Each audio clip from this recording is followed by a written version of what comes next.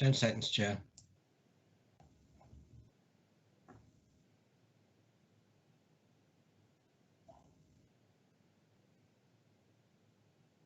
Good morning and welcome to the Economy and Enterprise Overview and Scrutiny Committee. I'm Councillor Malcolm Clark, representing Delves Lane, Chair of this committee. This is a remote meeting which has been recorded live to the Council's website and will be available to be viewed for a minimum of 6 months. Please be aware that any footage from the meeting can be used in subsequent media broadcasts. I would like to give a warm welcome to members, including the members of the Environment and Sustainable Communities Overview and Scrutiny Committee, who have been invited for agenda items 6, 7 and 8, officers presenting to the committee this morning, and any members of the public or media who are watching the live feed of today's meeting. In addition, I'd like to inform members that I've agreed that the Towns and Villages Centres programme, currently agenda item 8, will be moved forward to the agenda to item 7. Moving on to the agenda, item 1, apologies for absence. Have we received any apologies? Yes, Chair, we have apologies from Councillors Henderson and Manchester. Thank you. Item 2, substitute members. Do we have notification of any substitute members? Yes, Chair, we have Councillor Alan Bainbridge substituting for Councillor Henderson and Councillor Fraser Tinsley substituting for Councillor Manchester. Thank you. Welcome to both substitutes. Item 3, minutes of the meetings held on 7th of December 2020. Can we agree the minutes as a correct record? Agreed. Great. Thank you. I'll take it. There's no dissent, so we'll take those as agreed. Item number 4, declarations of interest. Does any member have any interest to declare? Thank you. Item number 5, items from co-opted members. Are there any items from our co-optees? None, Chair. Thanks, Diane. Item number 6, the impact of COVID-19 on regeneration, economy and growth. An update of the Corporate Director of Regeneration, Economy and Growth, Amy Harhoff. And Amy's going to be supported by Sarah Slavin. Members, you'll find the report and presentation on pages 25 to 44 of your packs, and I'll now hand over to Amy. Thank you, Chair, and good morning, everybody. Oh, Chair, would you like? OK, sorry, I thought there was a hand there. OK, so you've got, as you said, 2 documents in your pack. There's a short presentation and there's a paper. If I could ask for the presentation to be brought up, and I will talk through the highlights of the report via the presentation.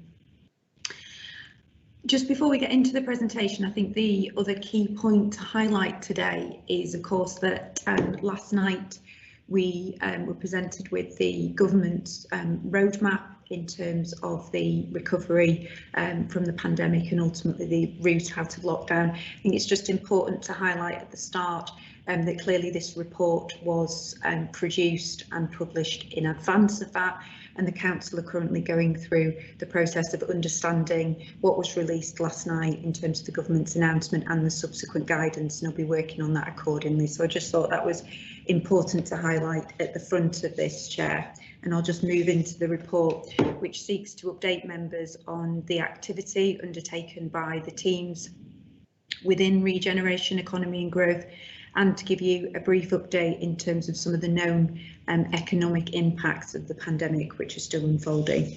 So as members are aware, regeneration, economy and growth covers a large service area and a number of services which have been both at the front line of some of the response to the pandemic and also working strategically on the recovery. And those 6 areas are our transport and contracted services, culture, sport and tourism, development and housing, corporate property and land, business Durham, and our corporate communications and marketing. And I'll give a brief update from each of those services today before I move on to some of the wider impacts. So if we move first to some of the highlights from transport, clearly congestion is reduced, but we are still looking at reasonably high levels, particularly out of the peak period. So the county is showing about 80% of normal traffic movements outside of the peak hours, and about 65% within peak hours, which would tend to indicate that a lot of that travel is linked to wider uses, perhaps leisure related rather than commuting purposes where we would see some of the peak flows. When we look at public transport, this remains significantly reduced, and we're seeing around 30% of the passengers that would normally be occupying bus services. We have kept an 80% coverage of services across the network, which has been positive, and have focused those services on those most in demand, and particularly supporting key workers. As we have a clearer picture now in terms of when schools will be returning, one of our key priorities will of course be the support to school travel, and we'll continue to work within the guidance to ensure that our school bus services are provided. If I move on to culture and sport, and clearly 2020 effectively resulted in the majority of our events being cancelled. We're obviously now looking to 2021 and reviewing what events will now go forward in the context of that route map that's been announced last night, and obviously under continual review subject to the health context around us. When we look at our leisure facilities, since we last met in October, we've had 2 lockdowns since then, which has resulted in the closure of our centres. A number of our staff are partially furloughed, and in terms of supporting wider council activity, that's included the priorities such as the vaccine centres and community hubs, where those members of the team have been supporting. I think positively, when we look at leisure surveys, only just over 3% of people have said that they wouldn't return to leisure. So I think we will be hopeful of seeing a strong return to leisure when those services are able to open again.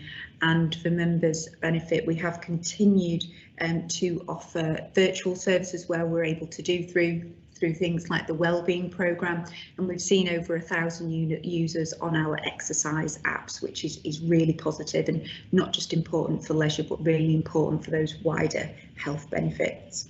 As I said, we will now be looking quite seriously at our event programme for 2021 and what events can go ahead, and of course there will be a part in the year where we see the restrictions go down and potentially social distancing go down, and that's particularly important for our events programme, and we'll be updating on those in due course. Whilst the lockdown has been ongoing, we've continued to invest in particularly some of our cultural venues, so ensuring that when they are ready to open, that the buildings have been improved and maintenance conducted in those. And we've also invested with some Arts Council funding to ensure that we've got the strategic planning in place ready for when we're able to open. I'll move on to the next slide, please.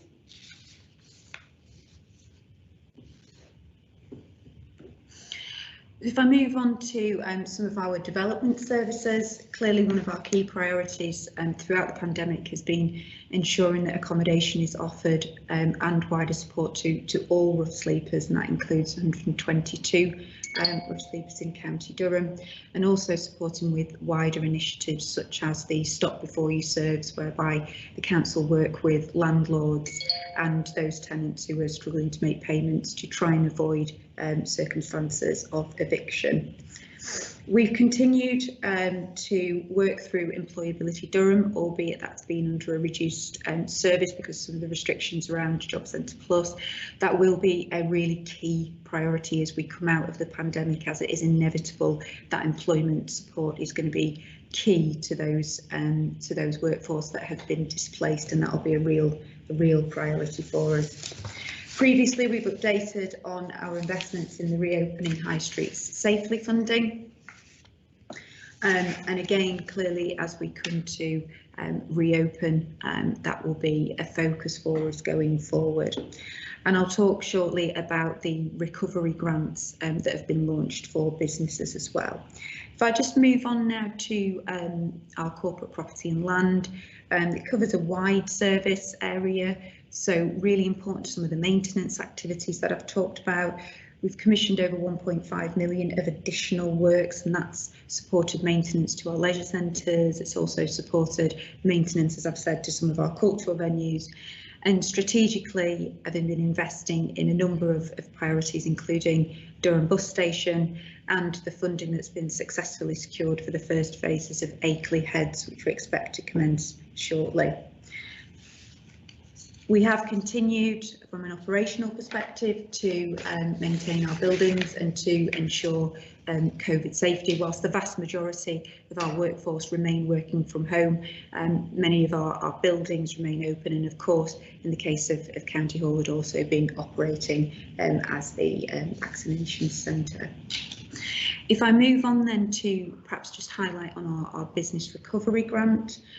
So in January 2020, Cabinet approved £5 million for the Durham recovery grant, which has really been targeted at trying to support with business resilience and recovery, so safeguarding and creating new jobs. And this sits alongside our recovery brochure, which seeks to consolidate and to help businesses navigate the existing programmes that are out. And what the recovery grant does is it seeks to plug where those gaps exist. And I'm very pleased to say that we've been able to make our first awards of the grant, and as the report covers some more details in terms of businesses supported so far.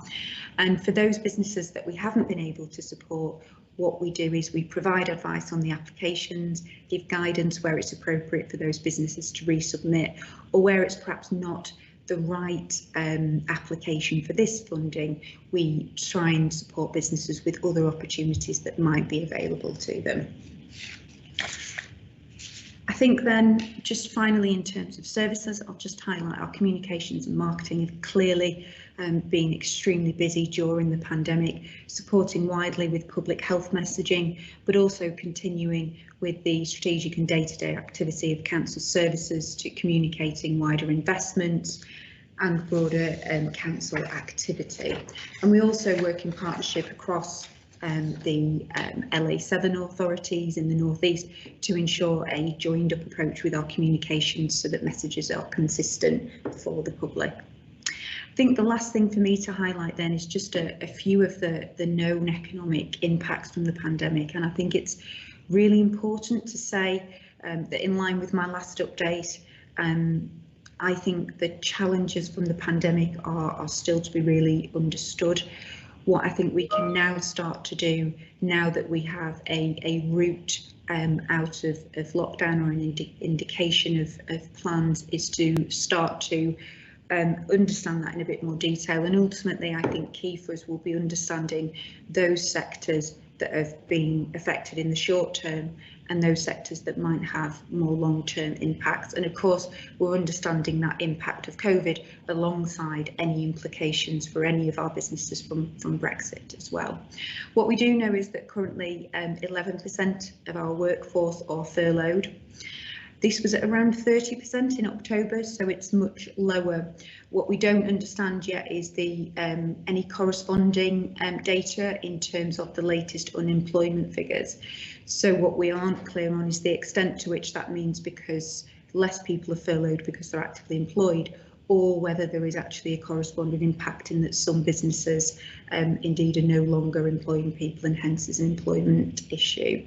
That is something that we'll be picking up over the coming weeks and months, and the council have commissioned some additional economic analysis to understand this in more detail, and I would plan to return to scrutiny to discuss that in more detail at the appropriate point. What we do know is that the claimant count is 60% higher than it was this time last year, and the other figure that we need to be acutely conscious of is that claimant count is particularly prevalent in young people, and there are parts of the county where up to 16% of young people, so those aged between 16 and 24, make up that claimant count. So really important that our skills programmes and our priorities really reflect that challenge and that challenge for our young people. Clearly, the visitor economy currently is effectively dormant. We are hoping and seeing positive signs that should see a bounce back in the summer, and we'll be working very proactively with our hospitality sector to ensure that safely we can see that revival, and clearly that being subject again to the health context. And again, as I've already mentioned, we have to take into account more widely the impacts of Brexit, which is still unfolding. I think the last thing for me to say then, Chair, is clearly there have, as I've updated previously, some sectors that have grown during the pandemic. We've seen particularly our strengths in manufacturing shine through in the way that our manufacturing sectors have supported the pandemic, whether that's been the production of medical materials or sanitisers. So some that remains. And I think probably the last thing from me to say to Scrutiny is clearly our priorities going forward will reflect the need for local investment to support that recovery, and be that the way that we support private businesses or the way in which we are investing. But absolutely key to our recovery will be the county's position in terms of securing a significant and fair share of the UK Prosperity Fund, the Levelling Up Fund, and of course any wider recovery funds that are made available, because it's quite clear that resources that will be needed will be beyond those that are locally available. And where necessary and where benefit to the county, we will work as part of a wider region to try and secure that investment. I think I'll pause there, Chair, and wait for any questions. Thank you very much, Amy. Appreciate that presentation. You probably can't say this, but I can. Obviously, there's a lot of uncertainty in relation to those types of fundings. We just don't know what's going to happen. And on the last slide, I think it's quite telling that we're now moving from resilience to recovery. The announcement yesterday from the Prime Minister shows a shift now into a very proactive recovery phase, where we're actually changing and hopefully opening things back up. We've all got our fingers crossed on that. But obviously, it's good to see us working across the region.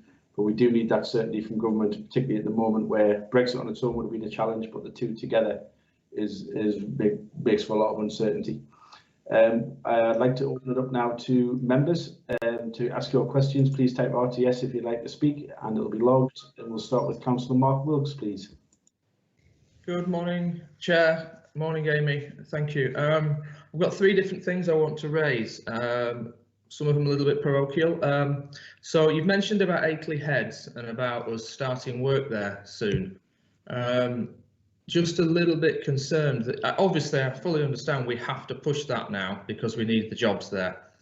But there are other things which have been in the pipeline for years where we still haven't seen any action, and one of them is the leisure centre redevelopment programme, and it's concerning to me that we haven't started doing any work when we know what work needs doing, and I'm wondering if you could clarify for us when you expect us to start to see some work on some of the leisure centres, because we know the money's there, we know we're going to do it, we just don't know when you're going to start. And I'd have thought that the last 12 months where we could get contractors in because it was allowed, we could have actually started doing some work while these leisure centres were shut. They're still shut. Maybe there's some work we could start doing on some of them, because the disruption from this potentially is going to put some of them out of action again, just as we're wanting people to be back in them. The second thing I wanted to raise is in regard to the building of housing on the Greenbelt around Durham City. Is clearly one of the things that's going to help to regenerate, I suppose. I may have had views on whether or not we should have built on the Greenbelt, but the reality is where we're at. Part of that original project with the ring roads included the reopening of the Belmont Viaduct, which previously, many years ago, we got the money for, but there was a discussion with one landowner which stopped it, and the money went off to do something in Shildon, I think, or Newton Aycliffe. It was kind of a requirement of the roads coming through for this to happen. So at the moment, there's no clarity as to whether that really important scheme, which will help to reduce congestion potentially, will increase the possibility of people cycling and walking from one side of the city to the other instead of having to drive through it. We have no idea whether that's going to be included in any future plans, and we really need some clarity on that. There's so many people, as we all know, walking around now and getting out doing exercise, that it would be a real shame to not get this scheme in there and telling people that we're going to do it, because it really will make a massive difference in Durham City. And then the final question I've got is in relation to the Town and Villages project. I spoke at Cabinet a few weeks ago. I didn't get the clarity that I really needed. We've got lists of projects within the Town and Villages programme now, and we've got timescales over which this is going to run. We've calculated how much money we're providing each year towards each block of schemes, but there hasn't been a single moment where any of us, to my knowledge, have been contacted about what the actual remit of each scheme is going to be.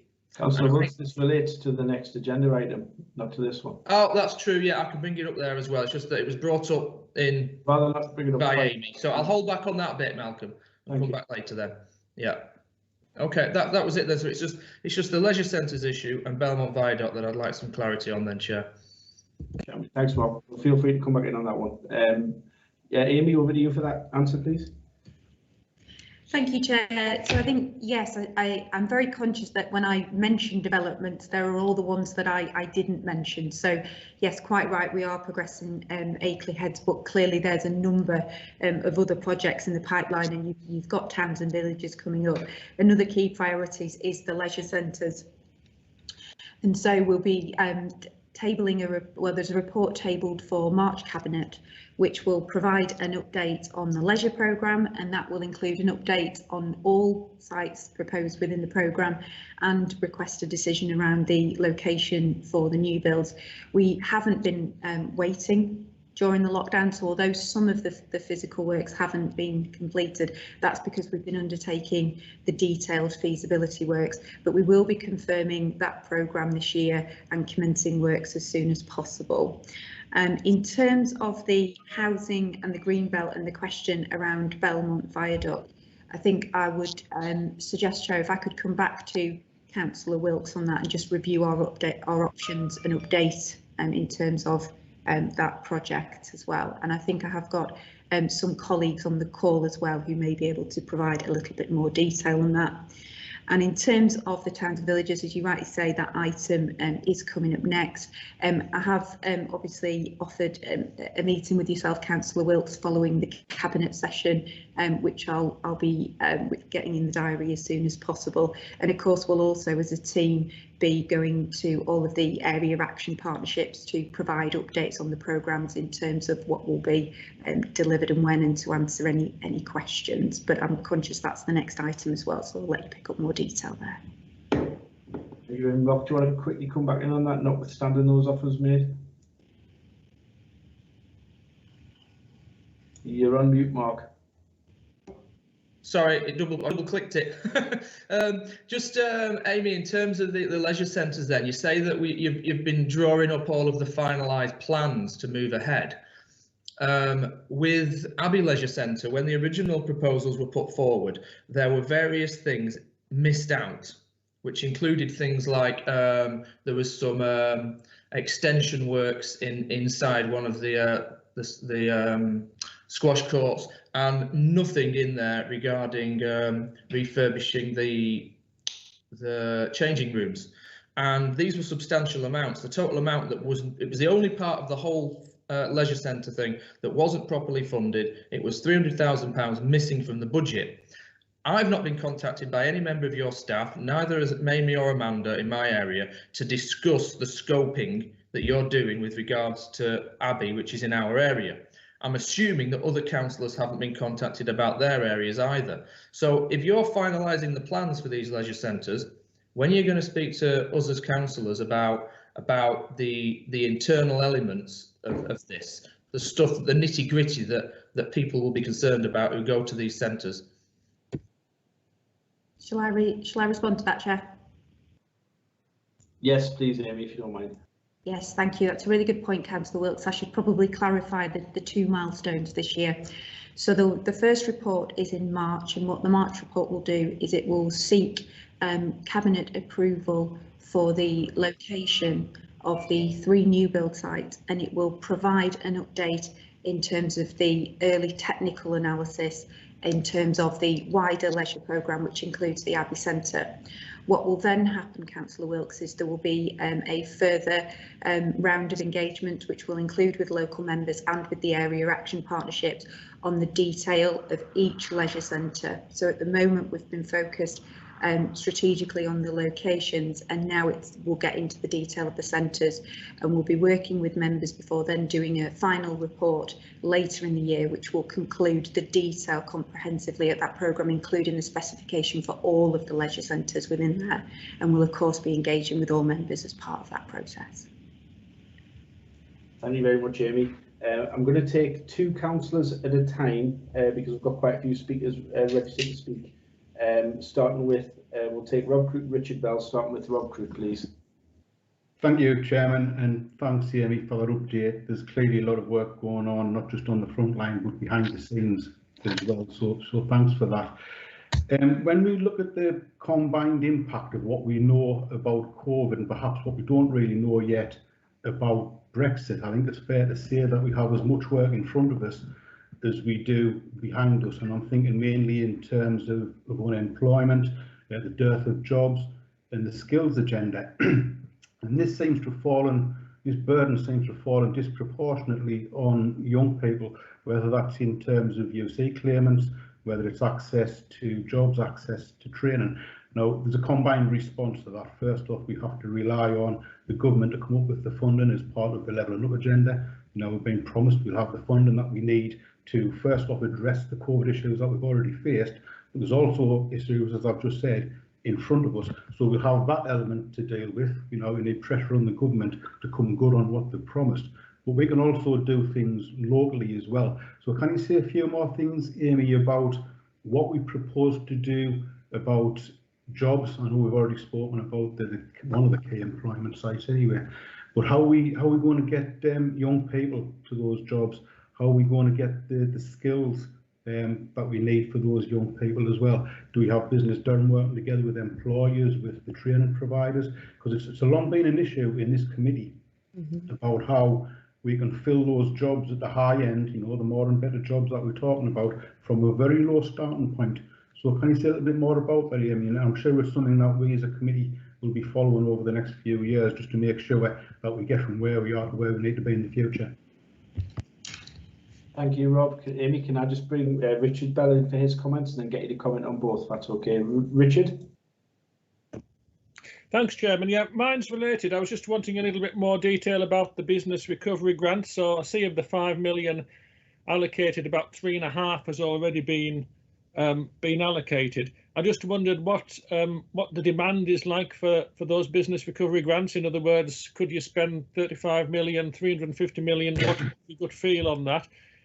Secondly, what is a sort of typical grant? Give us some examples of those 256. What's a typical grant?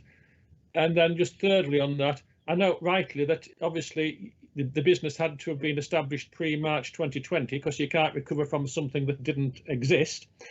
But I'm just wondering what's the situation for businesses that change hands, because I'm suspecting that quite a few of the pubs, for instance, that are closed at the moment, some may not reopen at all. Some may reopen on a slightly different business model, and some may reopen under new management and ownership. So in other words, what's the subtlety regarding that sort of cut-off date? Thanks, Chair. Thank you, Richard. Amy? Thanks, Chair. I'll answer those. I'll also bring in my colleague Sarah Slavin at that point as well, just to add a bit more detail to what I say. So I think it's a really important point that Rob makes, and I think one of the key reasons that young people have been so disproportionately affected has particularly been because of the sectors that have been affected, particularly when you look at entry-level jobs, retail and hospitality. So I'm hopeful that we will see some bounce back from that. However, it's absolutely the right point. The most critical thing that we'll do is enable people with the skills to access the employment that's available.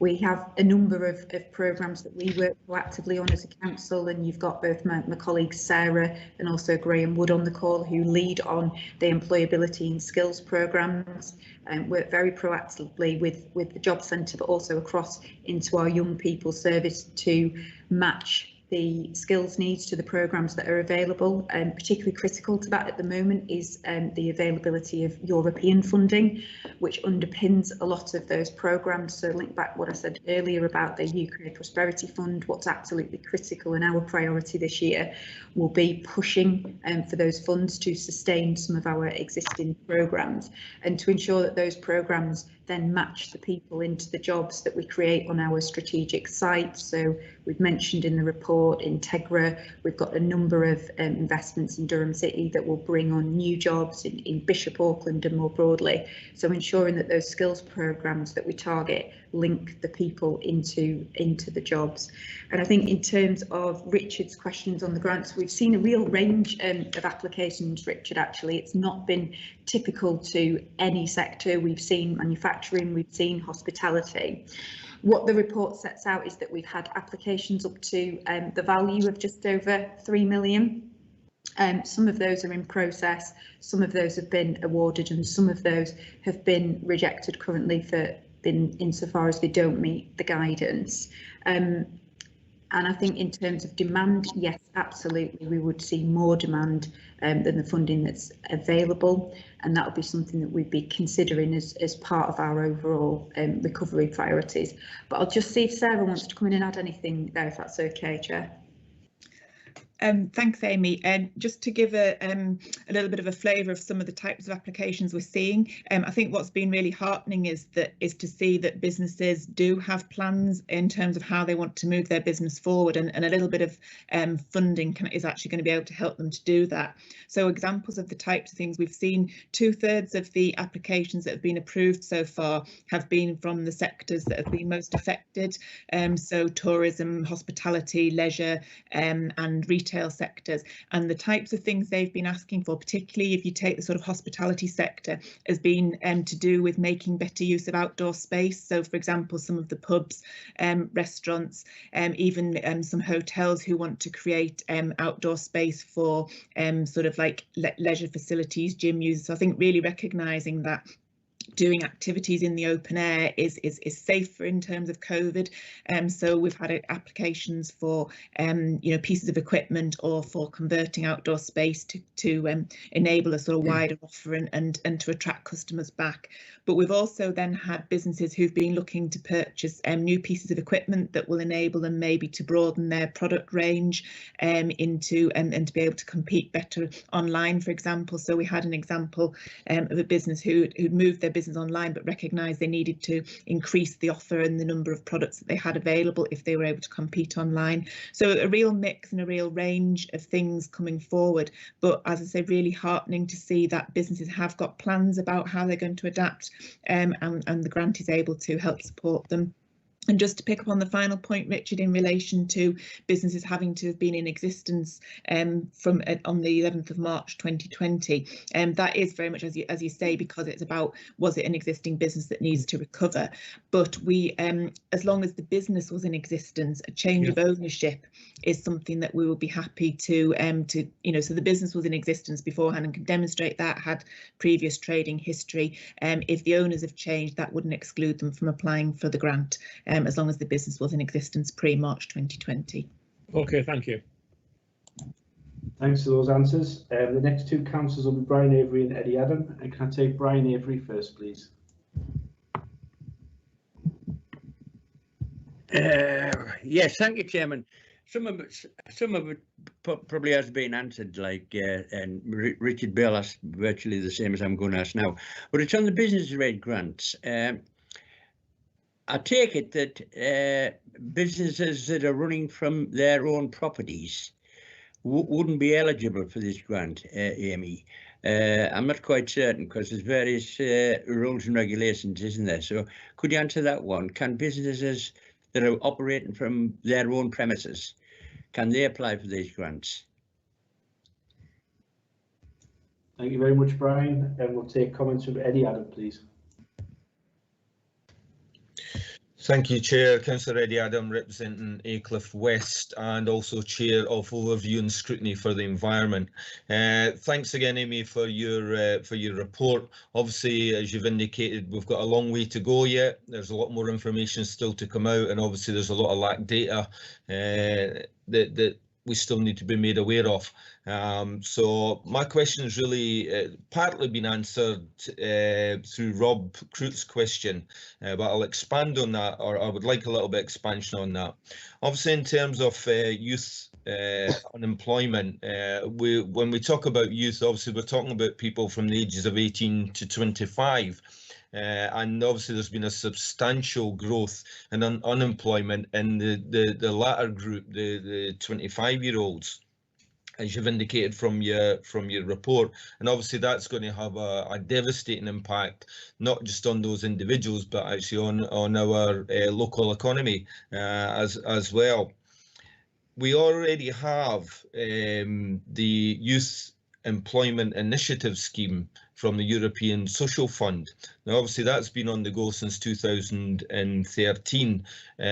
How long has that project still got to go? And obviously, with it being European funding, now that we're out of Europe, that is also going to have an impact on whether that project will be able to continue. Can you give us a little bit of an update in relation to that particular scheme? My second question is related to the Stop Before You Serve scheme that you referred to in terms of mediation between people who possibly may be going through eviction and landlords. I'd understood that that's the eviction was actually suspended, and that is still currently the case. So I was surprised to hear that actually come up.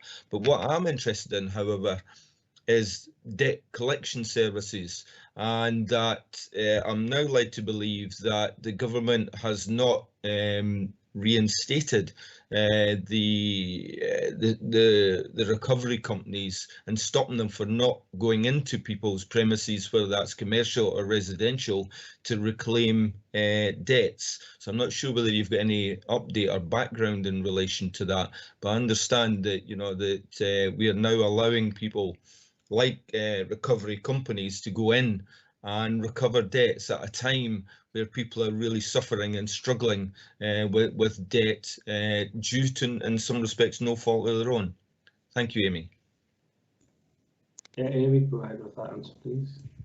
Yeah, thank you to both Councillors Avery and Adams for those questions.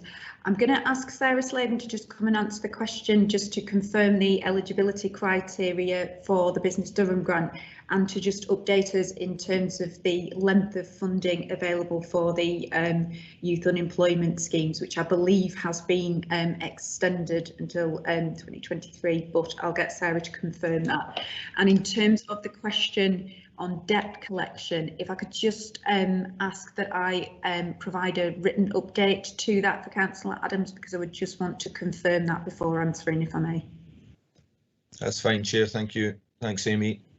It's no problem. Sarah, do you want to comment on the other part of the question? Yeah, on the business recovery grant, just to confirm that that is different from the rates grants that the government made available. So any business in the county, whether they operate from premises or operate from home, provided they are set up as a business and meet the other eligibility criteria in terms of the date that they were established and operating a business bank account, they are eligible to apply for the recovery grant. So it's not linked to whether you operate from premises or from home, and all sectors are able to apply for the business recovery grant.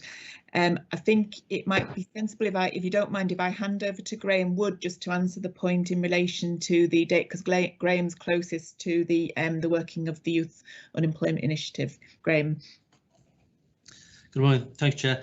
Just in terms of the Durham Works Youth Employment Initiative, so far the programme has already had one ESF extension, but since Christmas we've been notified that there is an opportunity for some further ESF that's been ring-fenced for youth employment activity, so we will be looking to apply for that to extend the Durham Works programme through to December 2023.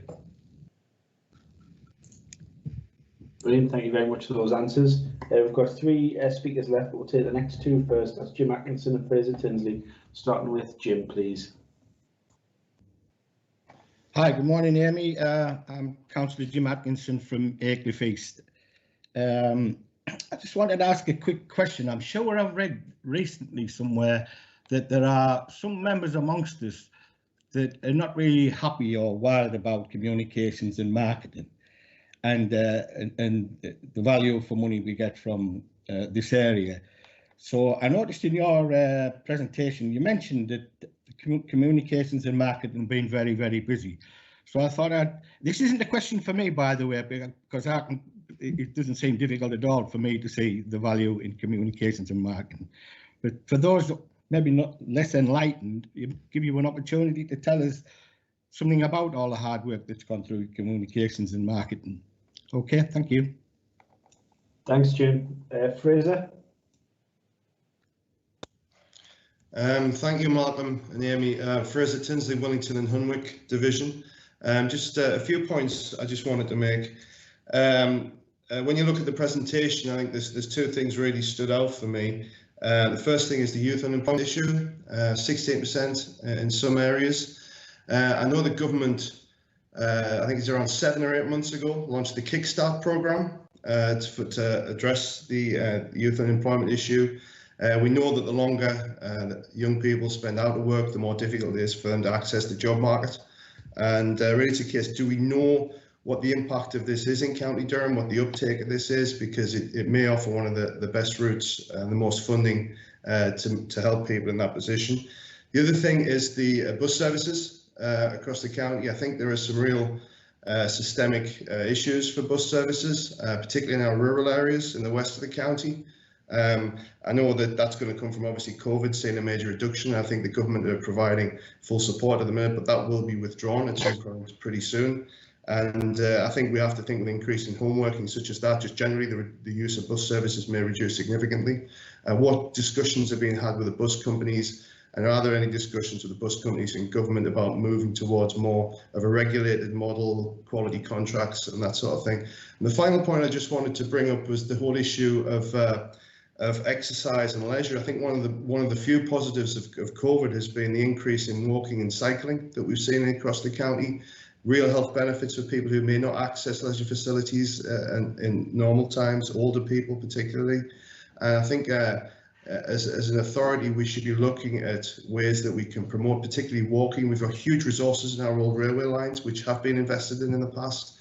But I think in tandem with the investment in some of our key strategic infrastructure and leisure centres, we should be looking at some of our softer infrastructure, such as railways. And I think if we could develop a strategy to do that and improve, it would be very good. Thanks a lot, Chair. Thank you, Fraser. Amy, hand over to you. Yeah, thank you, Chair. So in terms of the first question on communications and marketing, and I think to some extent it's one of those services as well that you may not be aware of just perhaps some of the breadth that we do. So really welcome that opportunity. So if you consider our duty to communicate externally and the range of not just activities that we need to communicate, that's everything from our schools to public health to regeneration. If you consider just the number of things that as a council we need to consult on and engage in a year, whether that's our statutory plans or whether that's more broadly through our non-strategic proposals, communications are all part of those. We've also got a duty to be accessible, so we have to look at lots of different ways of communicating, whether that's the way that we do things through press, through social media, through our websites. All of those things not only need the content preparing, but they need the maintenance and the preparation.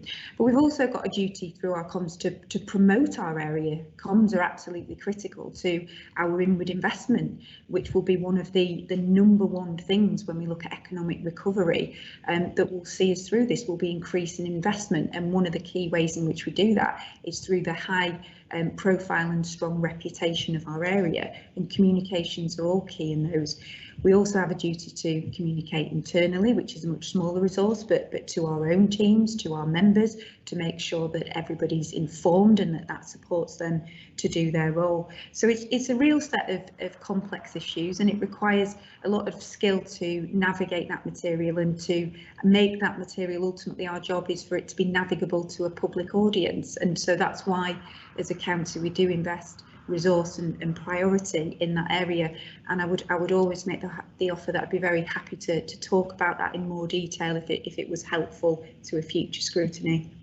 In terms of Councillor Tinsley's questions, so I'll bring Graham in at the end just to pick up on the access for young people. In terms of bus services, it's quite right to highlight that not only have we seen the impact of the pandemic, but of course the bus market is a market that has struggled across the country nationally as with declining patronage. So it's that challenge of potentially starting on what was a difficult market. So we're very, very conscious of that. We're in regular dialogue with our bus operators. As you know, in County Durham, we have the devolved responsibility to use bus grant to support particularly rural services and have a very close working relationship with all of our operators, and particularly the two main operators in the county. We're not in any formal dialogue around bus regulations, but we do work across the county, and we'll work across the region, particularly where we've got cross-boundary services, work with our partners and with the regional transport colleagues to try and get the best cross-boundary services. And again, completely agree in terms of that opportunity that we have seen increased cycling and walking. I think in some areas in the county, cycling had gone up 400% during the pandemic. We'd introduced our emergency active travel schemes, which secured almost £500,000 investment, but much more is needed. And I think absolutely looking at opportunities for increased sustainable travel through railway lines is very important, and cycle accessibility across the country. And we have included recently in both towns fund proposals and within the towns and villages package that you're going to talk about, increased investments in sustainable transport. But that will be a priority that needs to continue, not just for the health benefits, but of course also against our environmental objectives as a council. And I'll just bring Graham in there if I may. Thank you, Chair. In terms of the Kickstart programme, a really important element of the government's plan for jobs. The County Council is acting as an intermediary organisation, so bringing together job opportunities from smaller employers, working through the Durham Works programme in conjunction with Business Durham and the economic development teams that are working out with retailers across the county. We're also liaising extensively with the provider forum, so there are a number of other gateway organisations in place across the county, and we are liaising to make sure that we've got a smooth flow of those jobs that have been brought forward, presented to Job Centre Plus for approval, and moving through the system of being made available to young people. As the programme came online last year, we were just starting to get a number of the job opportunities coming through when we went into a further phase of lockdown. There were some opportunities that were created as part of the national pool that came through from organisations like Tesco, who didn't draw on the grant but provided the job opportunities and progressed those through Job Centre Plus. And we're now just seeing the open applications coming through. I had a meeting yesterday with Livin, who have just had approval for a batch of jobs, both within their own organisation and some of their supply chain. So those will be flowing through to job centres for candidates in the South Durham area. And I've got a meeting with the Countywide Provider Forum this afternoon, where this is one of the items that we'll be looking at, and we'll be tracking how quickly we can get these Kickstart opportunities through the system and made available to young people across the county. Thank you. Thank you. We've got one final question on this side, and then we're going to move on. Rosemary Morris, please.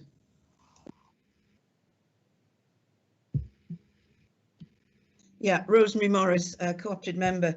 Thanks for that, Amy. I know you've mentioned that you've got a report, you've commissioned a report to look at how the recovery plan goes. I do hope in that, I don't know what stage it's at, and there's a question about when will we see that, but I do hope if it isn't completed yet, you're going to include how we can bring investment into the county, particularly in those areas of the future jobs that are going to be very sustainable. A lot of companies are saying at the moment, really good companies, we can't get the number of skilled people. So in that report that you're commissioning, will you be saying, I hope you will, something about how we're going to bring young people from school age?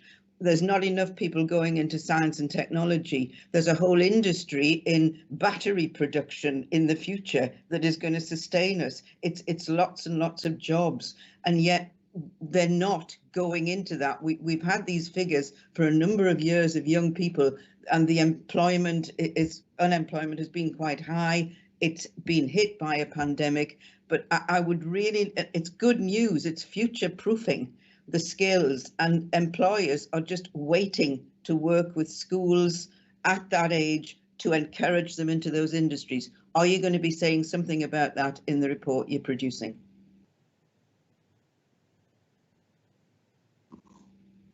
Amy, you're on mute. Sorry about that. I've done so well. Yeah, so what we're so in short answer, absolutely, Rosemary. What we commissioned at this stage is really to get a baseline of the economy as it is, and to really understand where the particular challenges are in the economy and where the big opportunities are for County Durham. And what will I think be inevitable in this report is two things. One, that we have performed very well on inward investment, but we need to do more, and particularly to grow particular aspects of our private sector, and that alongside that we need to ensure across our labour market that we've got the skills base to not only attract those businesses, but to ensure that the residents in County Durham are able to access the employment opportunities that are created. So in answer, yes, it will absolutely pick up those two issues as well as wider considerations. Thanks for that, Amy. Okay, everyone, we're going to move on to, from that. The recommendation on page 26 is that the committee considers and comments on the information provided in the report and at the meeting, which I think we've done very well there. I would just like to add, as chair of the committee, my thanks and thanks of the committee to staff and partners of Durham County Council who have provided and deliver support to the residents and businesses of County Durham during the pandemic. We'll move on now to what is the new item number 7. It was item number 8 on the agenda, but time is getting on, so we need to get that going straight away. Is the Towns and Villages Centres Programme update, and we've got Graham Wood, Economic Development Manager, supported by Michelle Robinson. Members, you'll find the report and the presentation slides on pages 57 to 78 in your packs. I'll hand straight over to Graham for his presentation, please. Okay, thank you, Chair. Good morning, everyone. As with the last item, we've provided a formal report within the agenda pack on this item, and I've also got a short summary presentation to run through, which I'll happily take questions on at the end.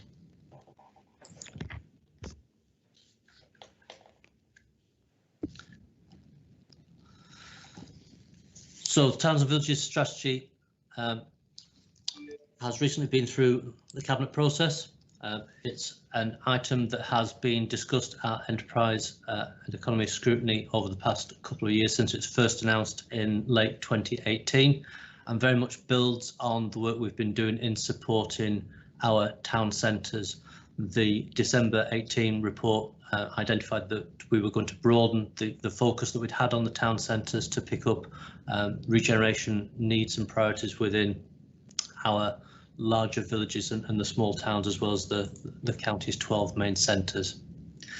The starting point for the approach was the changes we've seen in the main centres. So we were seeing back end of 2018 pressure on retailers, availability of floor space in town centres, and as a result of that we were seeing disinvestment in some of the built environment. The Scrutiny Committee had also undertaken some work very much focused around the needs of town centres, and the issues that came out of that piece of work have also fed into our approach for the Towns and Villages strategy.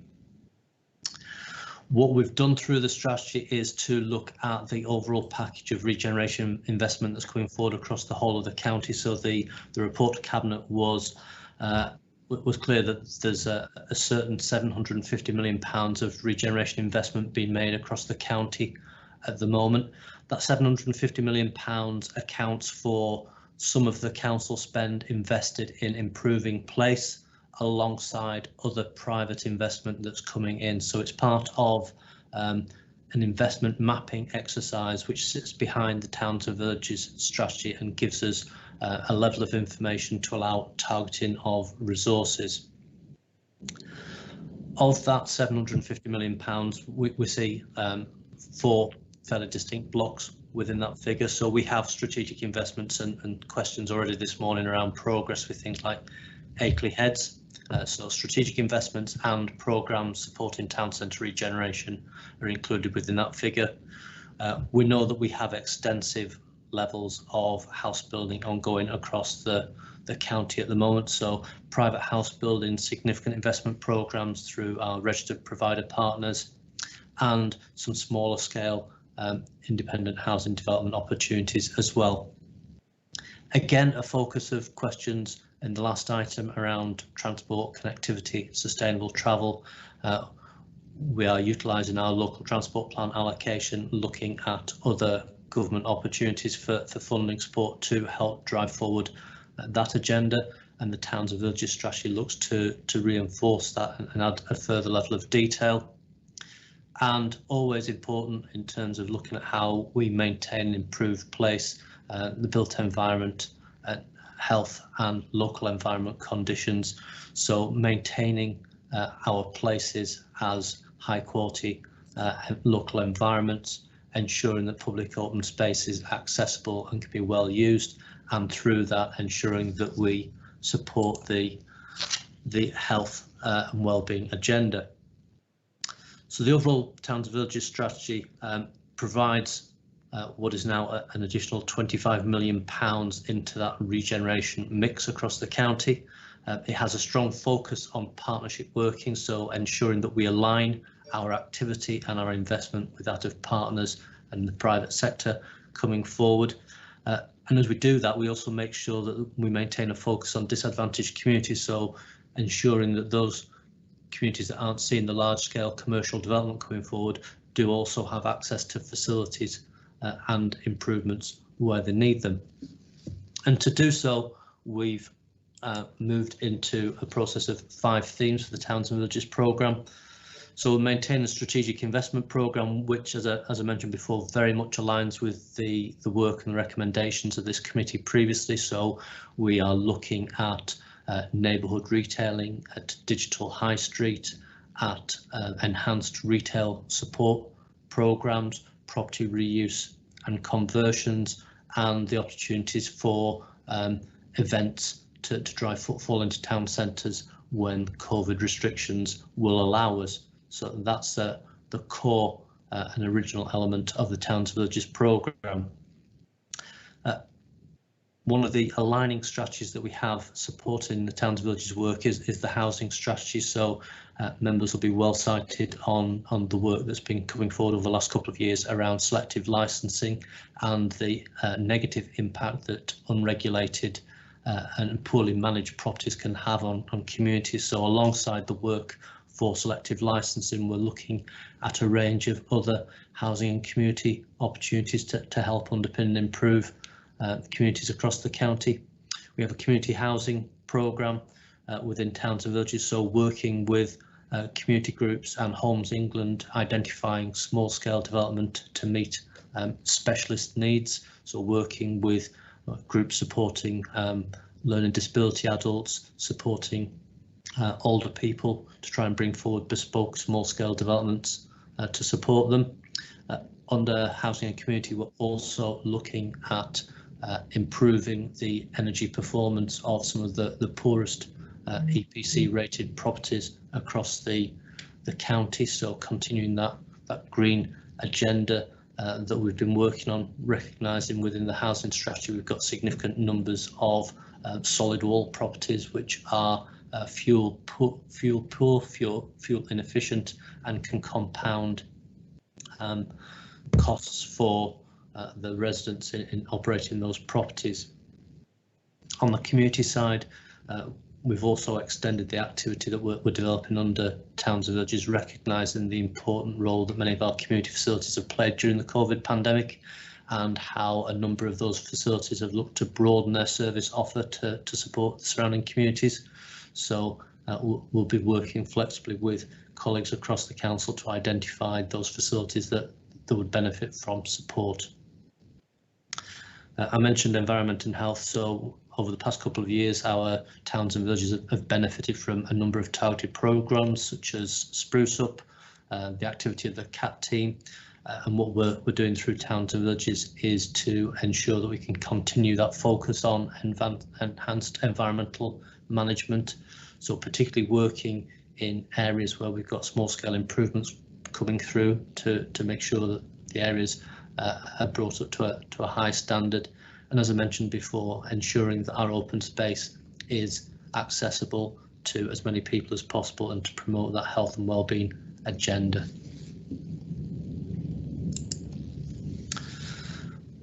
One of the biggest issues that we faced in scoping the Towns Village strategy and the discussions we had with members at an early stage and through the AAPs was around the built environment. So we have seen between 2018 and 2020 we saw a general increase in vacancy rates across town centres.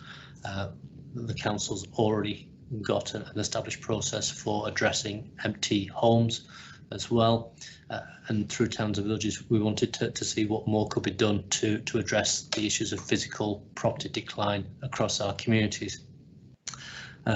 Through previous reports to this committee, we've identified the support to retailers in town centres through the Targeted Business Improvement Programme, but what we've sought to do through the Towns Villages programme is enhance that support, so we're also offering property conversion loans, recognising that as time's moving on, the demand for retail space within town centres is decreasing, and we need to find a way to actively support the conversion of properties from retail to other uses, be that what we had seen before the pandemic as a rise in hospitality, food and beverage uses, which are particularly expensive to bring forward, or for looking for high quality conversion to residential or visitor economy bed spaces.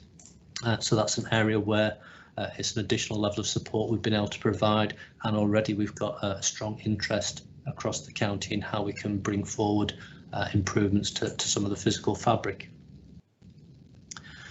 Transport and connectivity gives us the opportunity to build on the established programmes. As I mentioned, a feature of the consultations that we undertook through the area action partnerships in October and early November was a strong push by residents wanting enhanced access to walking and cycling.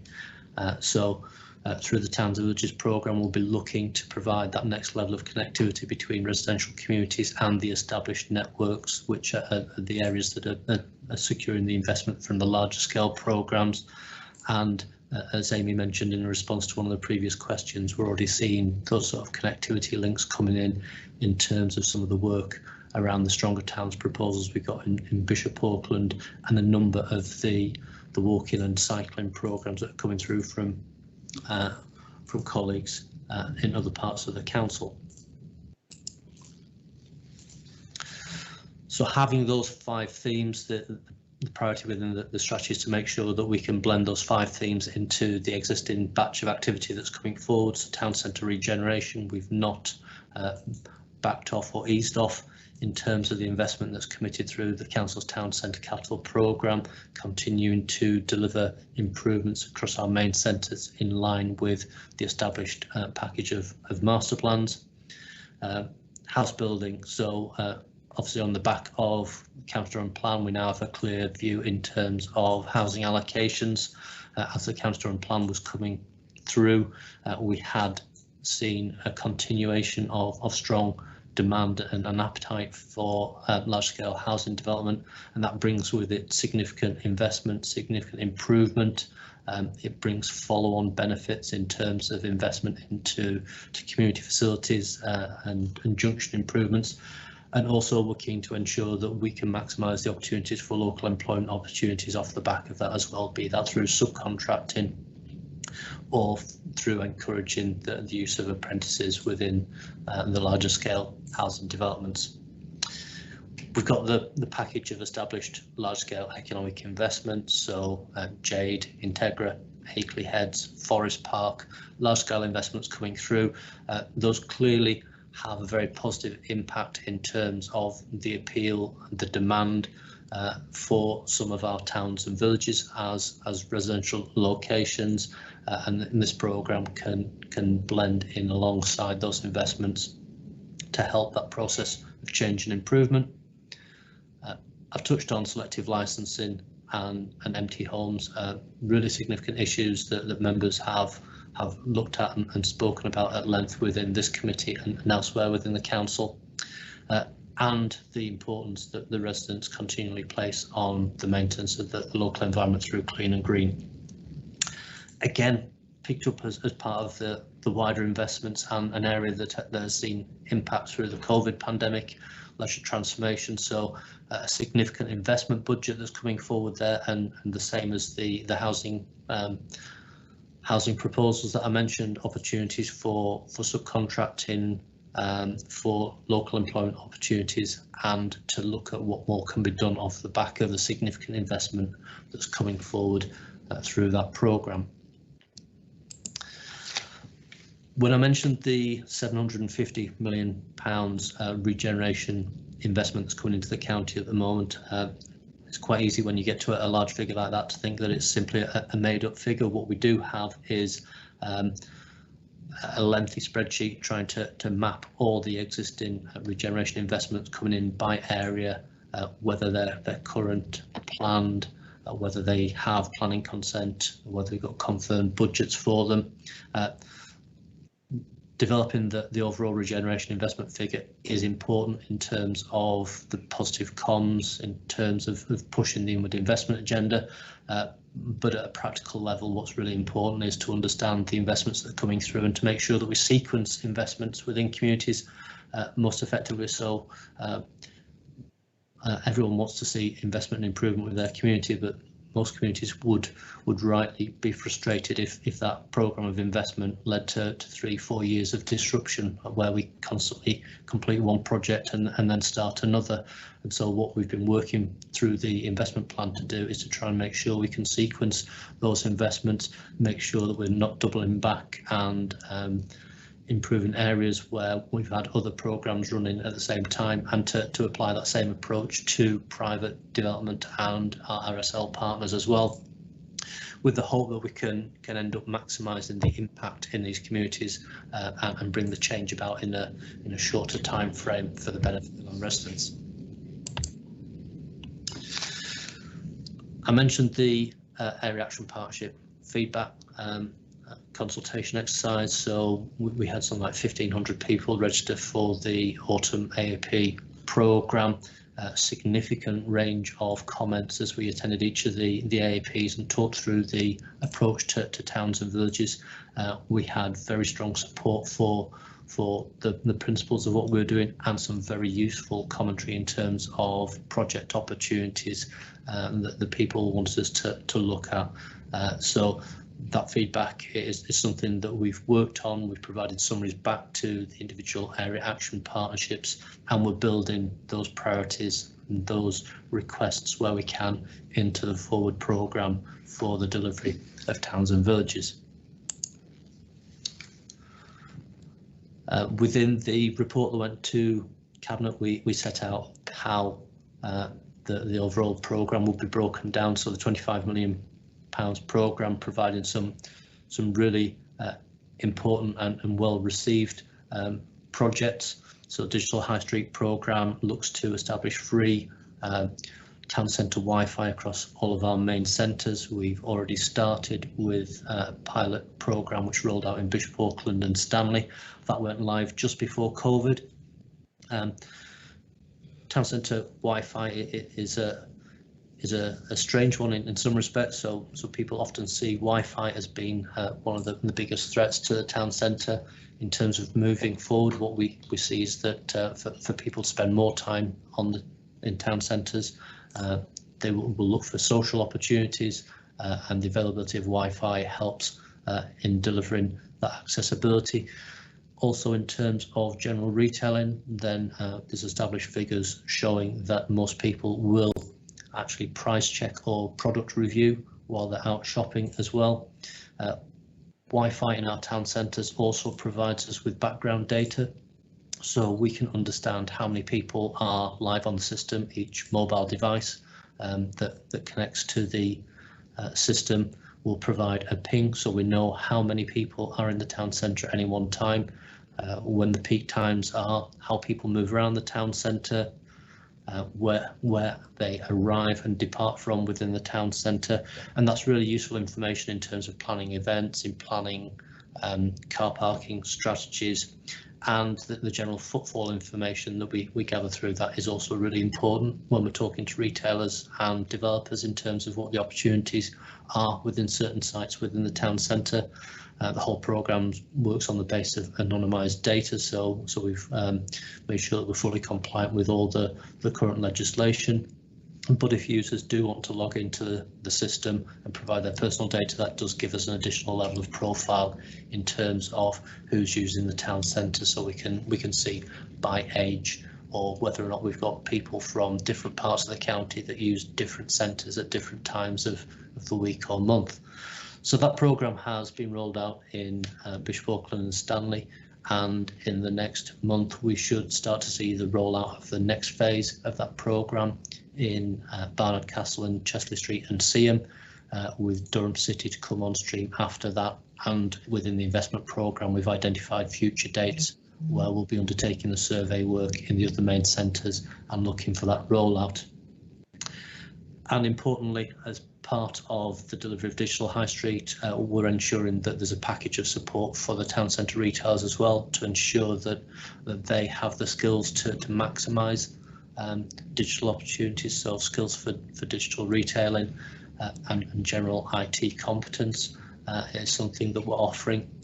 And again, going back to the work that this committee has looked at previously, the Retail Hub proposal brings together a number of strands of support for retailers in our town centres. So that could be training packages, but it could also be opportunities for people to test trade, be it through markets, pop-up shops, or looking for other non-retail temporary uses in buildings to make sure that we've got active frontage and to help drive footfall. I've mentioned neighbourhood retailing, so something that had really fallen outside of the scope of the main centre programme, but we're aware of the importance of neighbourhood retail and parades, and that's been magnified over the last 12 months as we've seen people prepared to shop a lot more locally rather than travel to some of the larger centres or the out of town supermarkets. So the programme that we're looking to establish there will work with the retailers for smaller scale improvement schemes, shop frontage, property conversion, and improving the adjacent environment. So that's often including seating areas, neighbourhood parades, and small dedicated car parking. I'm sorry to interrupt, but could we try and bring this to a close in the next couple of minutes, because I've got a lot of requests to speak and I know you're limited on time. Thank you. Almost finished the slide pack, Chair. The other big programme that we've got there, Green Home Fuel Efficiency Programme, so we provide an allocation there against which we've drawn down government grants, so that provides us with an effective targeted programme to address low performing properties county-wide.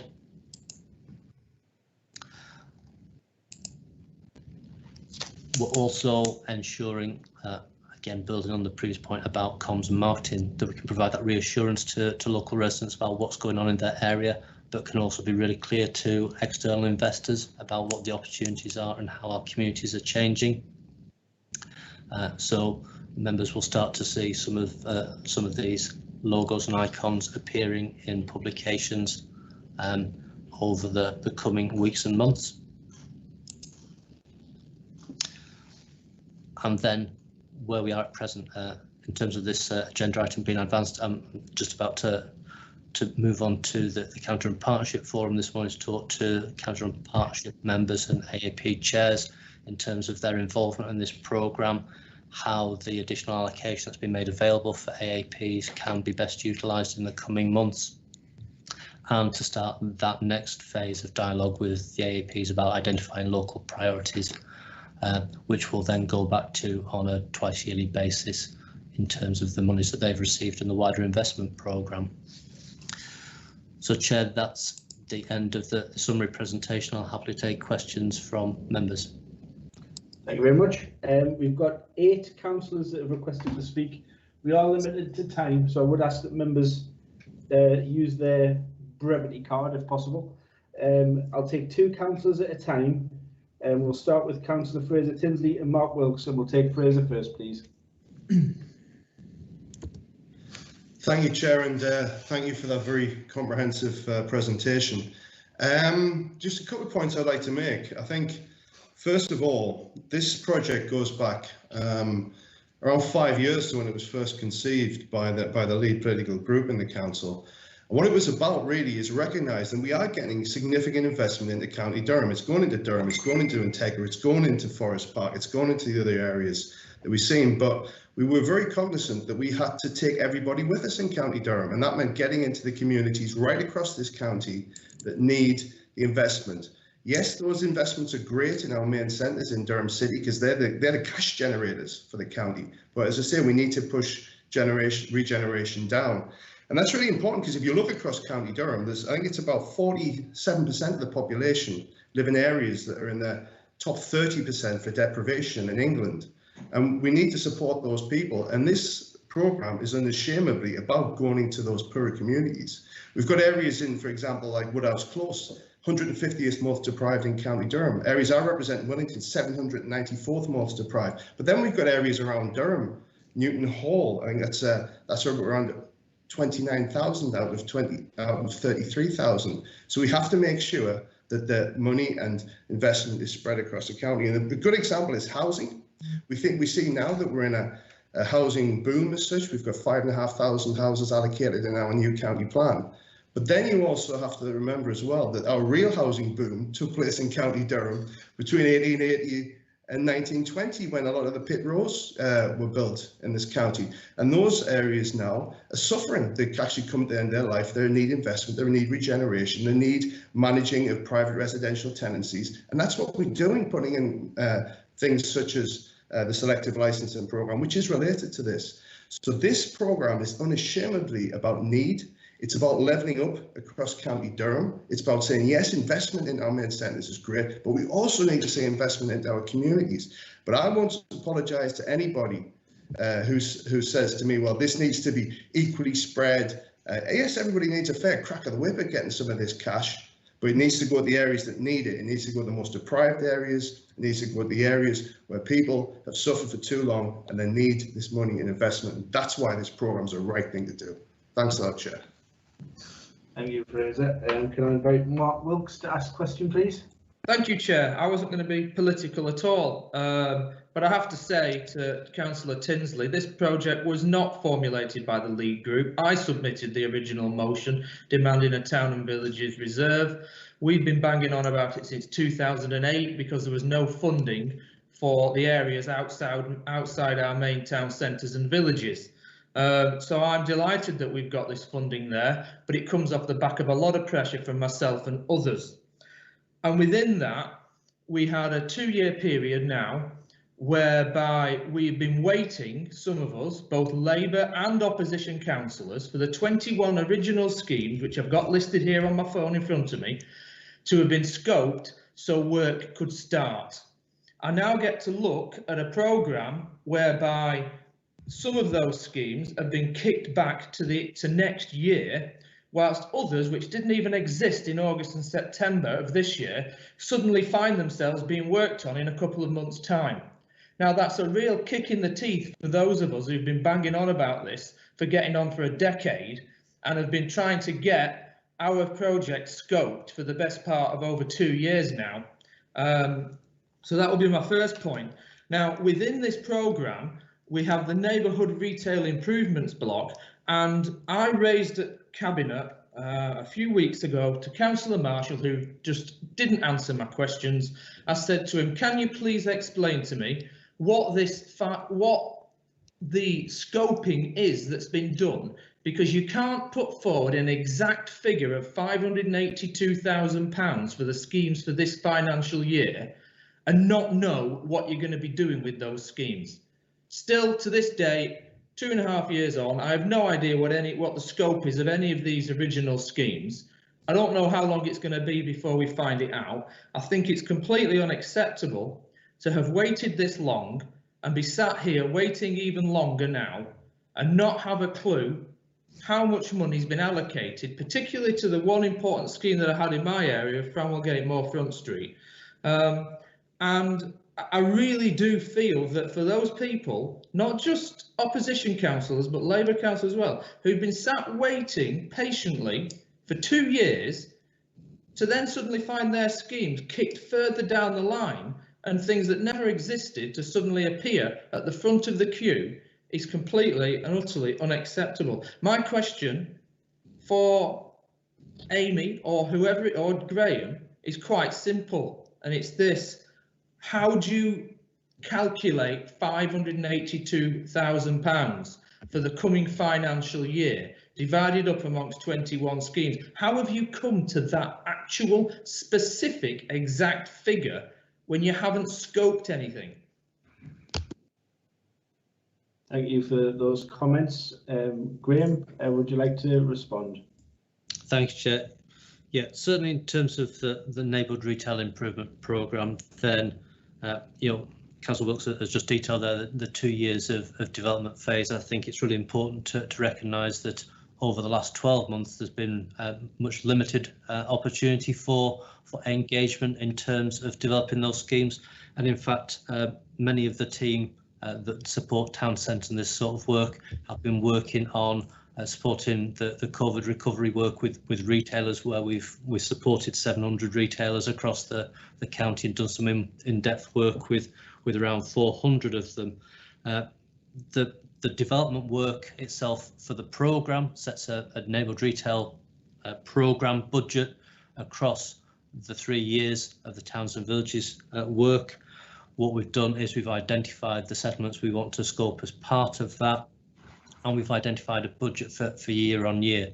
So while Councillor Wilkes has perhaps oversimplified dividing the number of schemes that we're looking at scoping or perhaps commencing in 1 year against the budget figure, it's a budget figure across 3 years. Schemes will start at different phases within the year. Some schemes will be smaller, some will be larger and could run across multi-years. So it's not simply an instance of dividing the number of schemes by that annual budget there, and that's why it's difficult at this time until we have a detailed plan of what's coming forward to say what the investment in individual centres will be.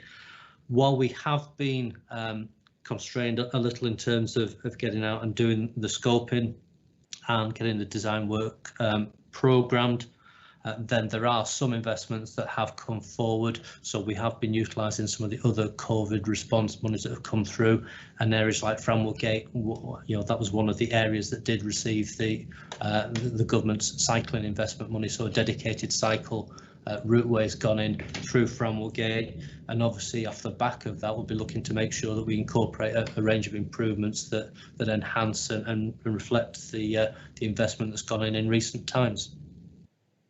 Thank you, Chair. Thank you for those answers, Graham. We'll move on now to the next two speakers, which is Rosemary Morris and Richard Bell. Starting with Rosemary Morris, please.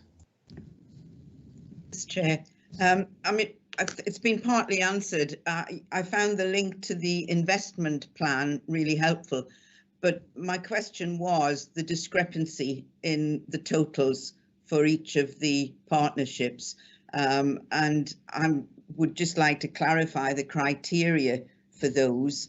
Is it deprivation? Is it digitisation? What is it that the criteria are? But if you feel you've answered it, fair enough, but that was my question.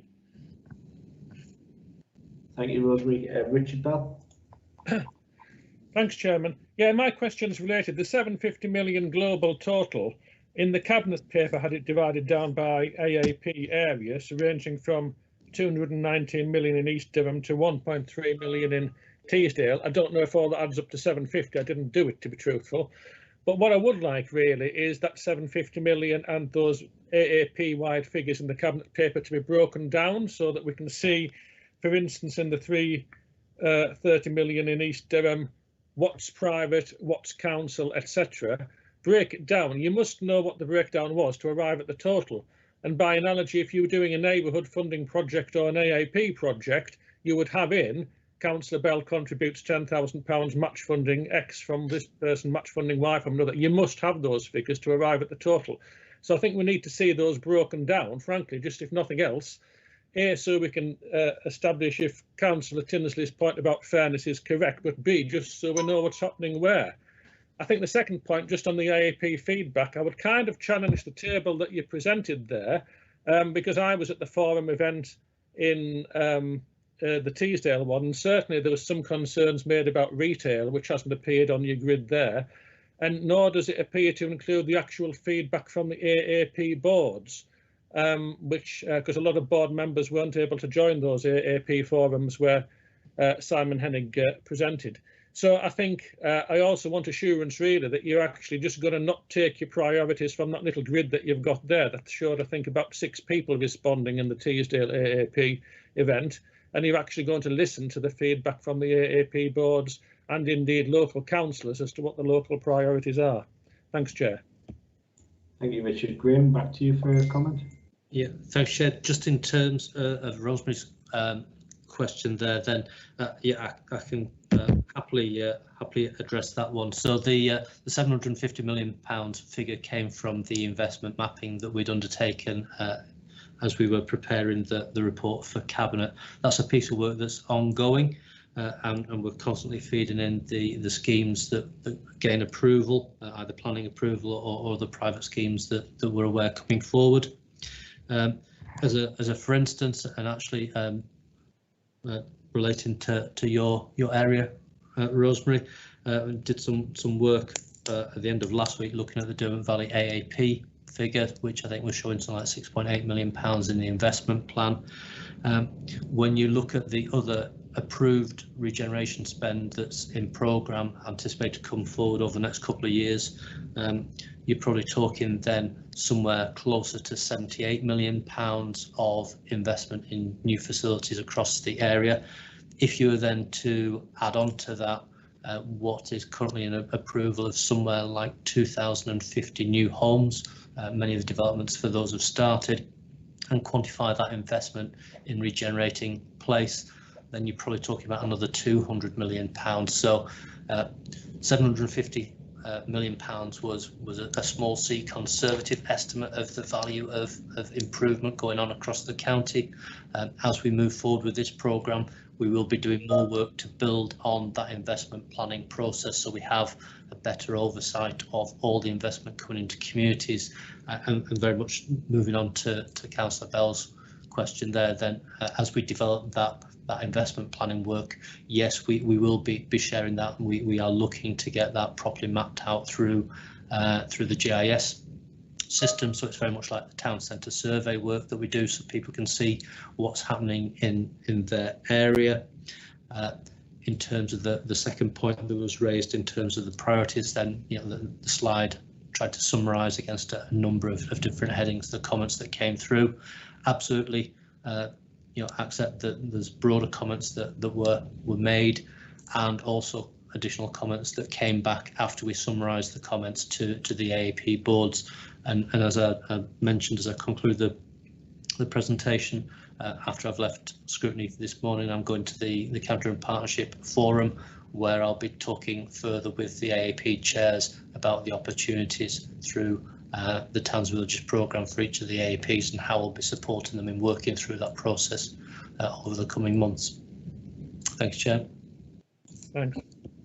Thanks so much, Graham. Next two speakers, I'm going to bring in Councillor Alan Shields. He's not a member of the committee, but he did make a request prior to the meeting to speak, and I did promise I'll bring him in. So I'm going to bring Alan in next and Liz Madison. So we'll start with Alan first, please. Thank you, Chair. Councillor Alan Shield, representing the Ledgate and Melody Division within the Durham Valley. I'd like to thank Graham for his comprehensive explanation of what was so sadly missing, I think, in the initial report. I raised my concerns at Cabinet regarding the rationale of the investment, and I was unconvinced by the response from the portfolio holder. And I tried to look at doing my own analysis to see whether it was done on demographic basis or whether it was done on the indices of multiple deprivation. I do acknowledge that the Durham Valley and Northwest Durham are not closely aligned to the A19 on the A1 corridor, and we don't have a benefactor such as Bishop Auckland have in Jonathan Ruffer. So there is a greater need for private investment and investment from Durham County Council to come to the Northwest Durham area. And that was previously stated, I think, by Fraser Tinsley. What you have not done yourself a service for is if you paint a picture and people see the numbers and then you try to convince people that the numbers aren't accurate, that will cause some concern. So whilst Graham has explained that there is additional investment, and this is probably because I did have a meeting with the head of service and the corporate director, and they believed that the information was not sufficiently comprehensive and needs to be reviewed and further information. So therefore the information that Graham has provided, an extra £78 million for the Durham Valley area and potentially another £200 million, I would like to see, and I use Councillor Wilkes's word, properly scoped. And I'd like to see exactly where this investment is coming from, whether it is private, much needed private investment, or whether it's a combination. So I look forward to further discussions in the future with the relevant officers to determine and then correctly communicate this information across the wider public domain of the Durham Valley, who quite clearly are not happy receiving £147 per head of population from this level of investment. So I'll leave it at that, Chair. Thank you very much for bringing me in. It's much appreciated. I don't expect a reply at the moment, but I would like to see an advancement of further communication when it's necessary. Thank you. Thank you, Alan. Can I invite Liz Madison to comment, and we'll bring Graham in for any replies. Thank you, Chair, and thank you, Graham, for your report. My question is that we have throughout this meeting looked at how important the economy is to County Durham, and in particular the role that the digital high street and Wi-Fi introduction is going in throughout the towns and villages of County Durham. We've heard today that there's 2 town centres that is already in, with furthermore planned. I would, however, like to say that we do need to have this right across the county, and therefore what is the criteria that you apply to determine who gets this investment and when it goes in, and what are the issues that causes for you not to be able to take this forward at a much more rapid pace? The way we're going, it could be 2 or 3 years, and we do need to kickstart that economy. Thank you, Chair. Thank you. Over to you, Graham. Thank you, Chair. Recognising Councillor Shields' queries and concerns there, then absolutely aware of the discussion that he's had with Amy and also the head of service on that, and I'm sure that we will be providing that further level of detailed information going forward, both in addressing Councillor Shields' concerns, but also through our ongoing engagement with the APs to make sure that they're clear as to the level of investment that their individual areas will be seeing. In terms of Councillor Madison's query there, the criteria really for the digital high street was very much around trying to tie in with other opportunities or coming in off the back of other programmes of physical work within town centres. it's a programme that we're looking to really have fully rolled out by the end of 2022 at the latest. The delivery plan does set out when we'll be looking to do some further design work. So I mentioned within the presentation that next month we're hoping to start the rollout in Barnard Castle, Chesley Street and Seaham. We've got Durham City, which, subject to agreeing some way leaves and some issues around heritage buildings, we should be delivering that one in the summer, and then with the contractor that we've got in place, we'll move on to designing the next phase of schemes. While we'd look to do more sooner, certainly in terms of Councillor Madison's area, where she'll be aware there's a fairly large demolition that we're gratefully on site and managing to facilitate at the moment. We have to be mindful of things like that. We actually need a line of sight between the repeaters for the Wi-Fi network, so we need to be clear on where our lines of sight are with new developments coming forward before we put a system in, to make sure we don't end up creating black spots. But absolutely, we would expect to see that whole network of town centre Wi-Fi in place by the end of 2022, giving us information in real time in terms of how many people are using the centre, and using that as a basis to do further work in digital high streets, the opportunities for local apps, working with independent businesses, trying to extend that to encourage shop local schemes as well. So the Wi-Fi rollout is something we're keen to maximise and to accelerate, so that we can actually look at the add-on benefits from the programme. Thank you, Chair. Thank you very much, Graham. We've got 3 councillors remaining to give comments and questions. What I'm going to do is bring them all in now and then get you to comment one last time, Graham, then you can go on to what you need to do. Can I start with Councillor Eddie Adam, please? Thanks, Chair. First of all, before going to my question, actually, I smiled when Councillor Wilkes there actually said that he wasn't going to make it political, this particular discussion, because that would be a first in my experience, Chair. He's usually grandstanding on issues like this, and really it is always easy to criticise rather than scrutinise the work. However, Chair, I do welcome hugely the amount of investment that this council is making, especially during this particular time of COVID. I'll leave that there, Chair, and move on to my question, because I know obviously Graham's got little time to answer these questions. My area of question is going to be in connection with town centres, Graham. Obviously, you mentioned about retail hub, you mentioned about redevelopment loans, etc. Am I right in saying that most of this work and most of this investment is actually going to be involved with council-owned town centres? Now, the reason for my question is that obviously being a little bit parochial and coming from Newton Aycliffe, we actually have a very large town centre that is actually privately owned. So therefore, how much discussion is going to take place with Freshwater, and also how much investment can we expect from a privately owned company, and are we investing a substantial amount of money in the Newton Aycliffe town centre? Sorry to be parochial, Chair, but I thought it was an important point. Thank you. No problem, Eddie. I'm always happy for political debates to get political, as I keep trying to tell our local Member of Parliament. Can I bring in Paul Sexton, please, for his question? Yeah, thanks, Chair.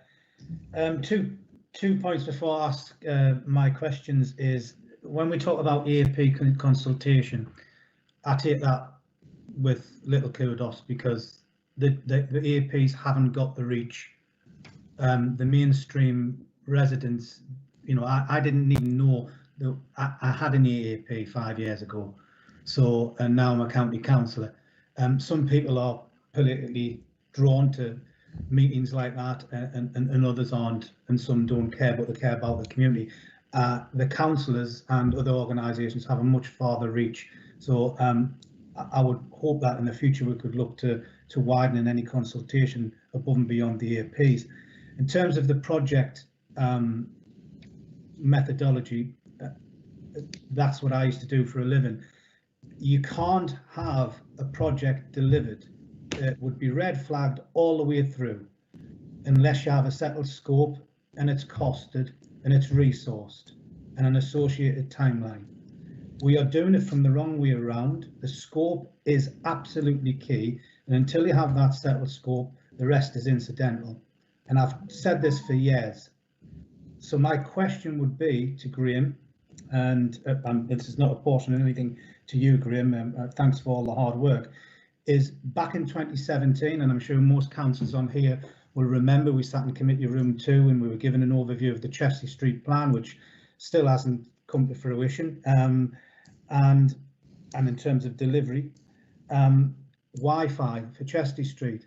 4 years ago we were talking about Wi-Fi and we were told we were waiting for Stanley as a model to then roll out the rest of the county. So my question is, what has happened to the Wi-Fi for Chelsea Street? That's question 1. And question 2 is referring back to the scope. When will we see the full detailed scope, so then we can be assured that the plans that fall off that, and it's under change management, it has to be under change management or the costs will run away. When will we see a full settled scope and plan that we can see and we can monitor? Thank you. Thank you very much, Paul. Hope you're writing all this down, Graham. There's quite a few to come back to. Last councillor to make any comments, David Hall, please. Hi. Yeah, I think I've got a very quick question, but I think it's just absolutely fantastic that we're discussing such an amazing investment programme. You know, after years of austerity, over £250 million cut from government grants. That's not including the European money that we've lost. We've lost what, over 1,000 plus staff. I've lost count now how many staff we've lost over the years. Other councils nationally, even before the pandemic, were facing bankruptcy. And here we are, you know, and it's our job as local councillors to jump up and down and get as much for our areas as possible, which I'm sure I'll be doing as well, but in due course. But I just wanted to reflect basically on and credit to the council staff and everyone working hard on this. I think it's fantastic actually, you know, that we're investing so much in so many different areas, from schools to town centres to leisure centres to everything. I think it's just amazing. So I just wanted to comment on that. Just I think it's fantastic. My quick question actually is related to that a little bit, in that I just wanted to ask Graham whether we have enough staff actually to do all of the scoping work. We're quite a large rural county covering lots of different areas with lots of different demands. Just do we have enough staff, and is there scope to recruit further, even just temporary, if needed, to supplement that? Thank you. Thanks very much, David. Graham, if you could sum up on that, and then we'll move on. Thank you. Okay, thanks, Chair. So taking those in order in terms of Councillor Adams. So in terms of town centres across the county, so the County Council has very little ownership in town centres. Most of the town centres are in multiple private ownerships.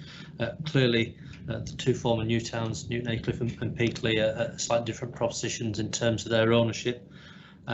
So the money's not been effectively ring-fenced one way or another in terms of ownerships around town centres. As we have over the past 10-15 years, we're continuing our regular dialogue with Freshwaters, the owners of the majority of Newton Aycliffe town centres. We met with them recently in conjunction with the MP as well, looking at their investment plans. Clearly, as a local authority, we've invested significantly in refurbishment work and co-location of the library in Newton Aycliffe, and the opportunities to support tenants with long-term leases in the town centre in Newton Aycliffe that we've got through the programme, and the programmes of support through Retail Hub will be available to those businesses in Newton Aycliffe. So it will, as all our town centres see part of the ongoing activity and regeneration programme that we're working on. Councillor Sexton raised what took it really as 2 points there. Firstly, a comment cum question in terms of the AP consultation. Just to my reflection on that, having sat through those sessions, was that we did receive a significant number of online messages through that consultation vehicle from people who had never engaged with the AP before, people that found that the anonymised chat function was something that they're quite comfortable with, where they might perhaps have been hesitant about standing up and asking a question in a traditional meeting.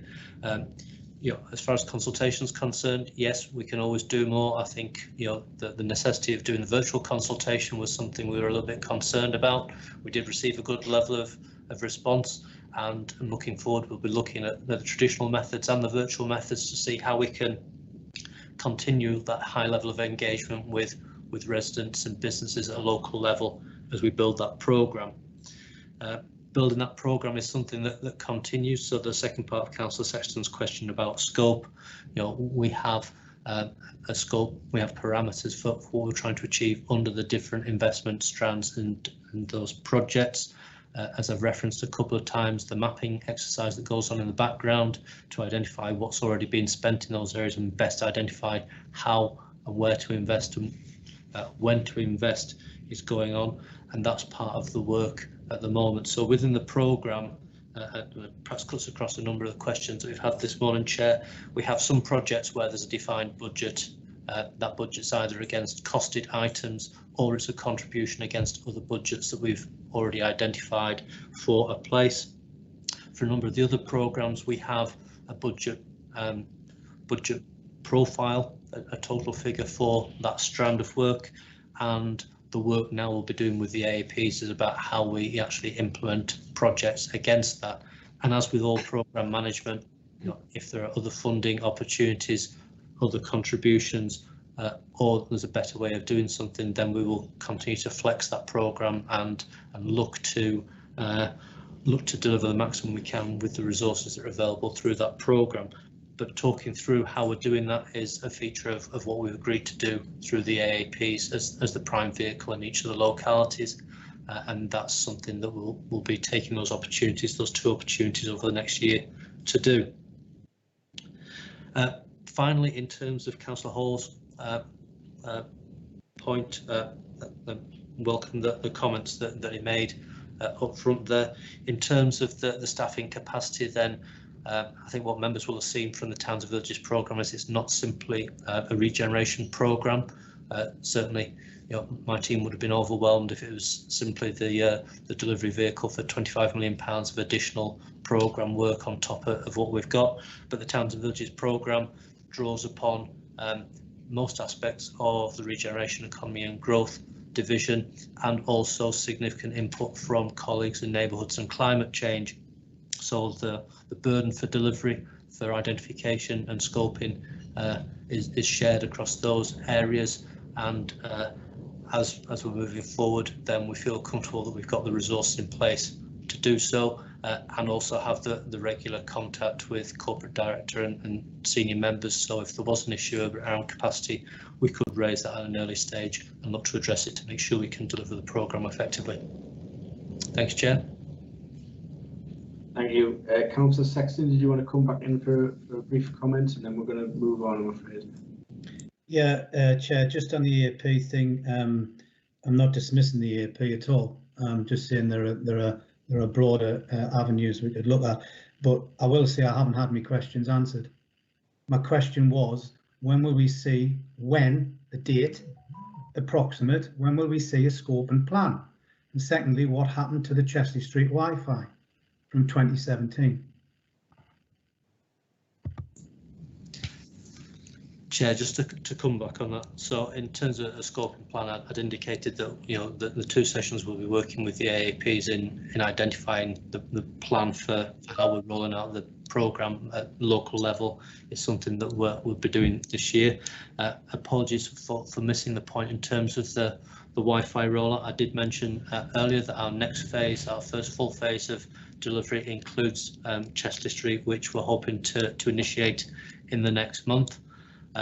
Our contractor for Wi-Fi delivery, North, they had furloughed some of their staff through last year, so that has added to the delays. And before we got to the pandemic, we'd actually had a change in specification of equipment as technology has upgraded, and we'd also had to take a slight pause when GDPR came in to make sure that all the way that we gathered the electronic data was compliant with the change in regulations. So do appreciate that the discussions for CCTV implementation have been around for some time, but as with implementing new forms of technology, there have been a number of changes as we've moved through the last couple of months to get us to where we are. But we do now have a better system, a system that relies on fewer access points, has better reliability, and hopefully very shortly Councillor Sexton and the users of Chester Street Town Centre will have the full benefit of free town centre Wi-Fi. Thanks, Chair. Thank you, Graham, and thank you very much for your time, and Michelle as well this morning answering those questions. The recommendations on page 58 is that we consider and comment on the information provided in the report and presentation provided at the meeting. It's been a very interesting debate, very lively debate, and I appreciate all members' comments. I'm sure residents would appreciate you fighting for your areas with what you'd be expected to do. Item number 2 receives a further update, our committee to receive a further update on the progress of the programme as part of its 21-22 work programme. So again, thank you members for your contributions in this area. We're now going to move on to agenda item 8, which was previously in the packs as agenda item 7. The overview and scrutiny response to the Minerals and Waste Policies and Allocations Development Plan document and the Parking Accessibility Supplementary Planning Document consultations. Diane Close, excuse me, our Overview and Scrutiny Officer, will present the response supported by Stephen Gwillam. I would like to say to members, please note the time is getting on. I don't want to spend an hour per agenda item, so I do respectfully ask members and officers to please keep your comments as brief as they need to be, because we're starting to get bogged down where everyone seems to be taking longer than everybody else. So I would ask that members remain cognizant of that, please. Diane, can I pass over to you for your presentation? Thanks, Chair.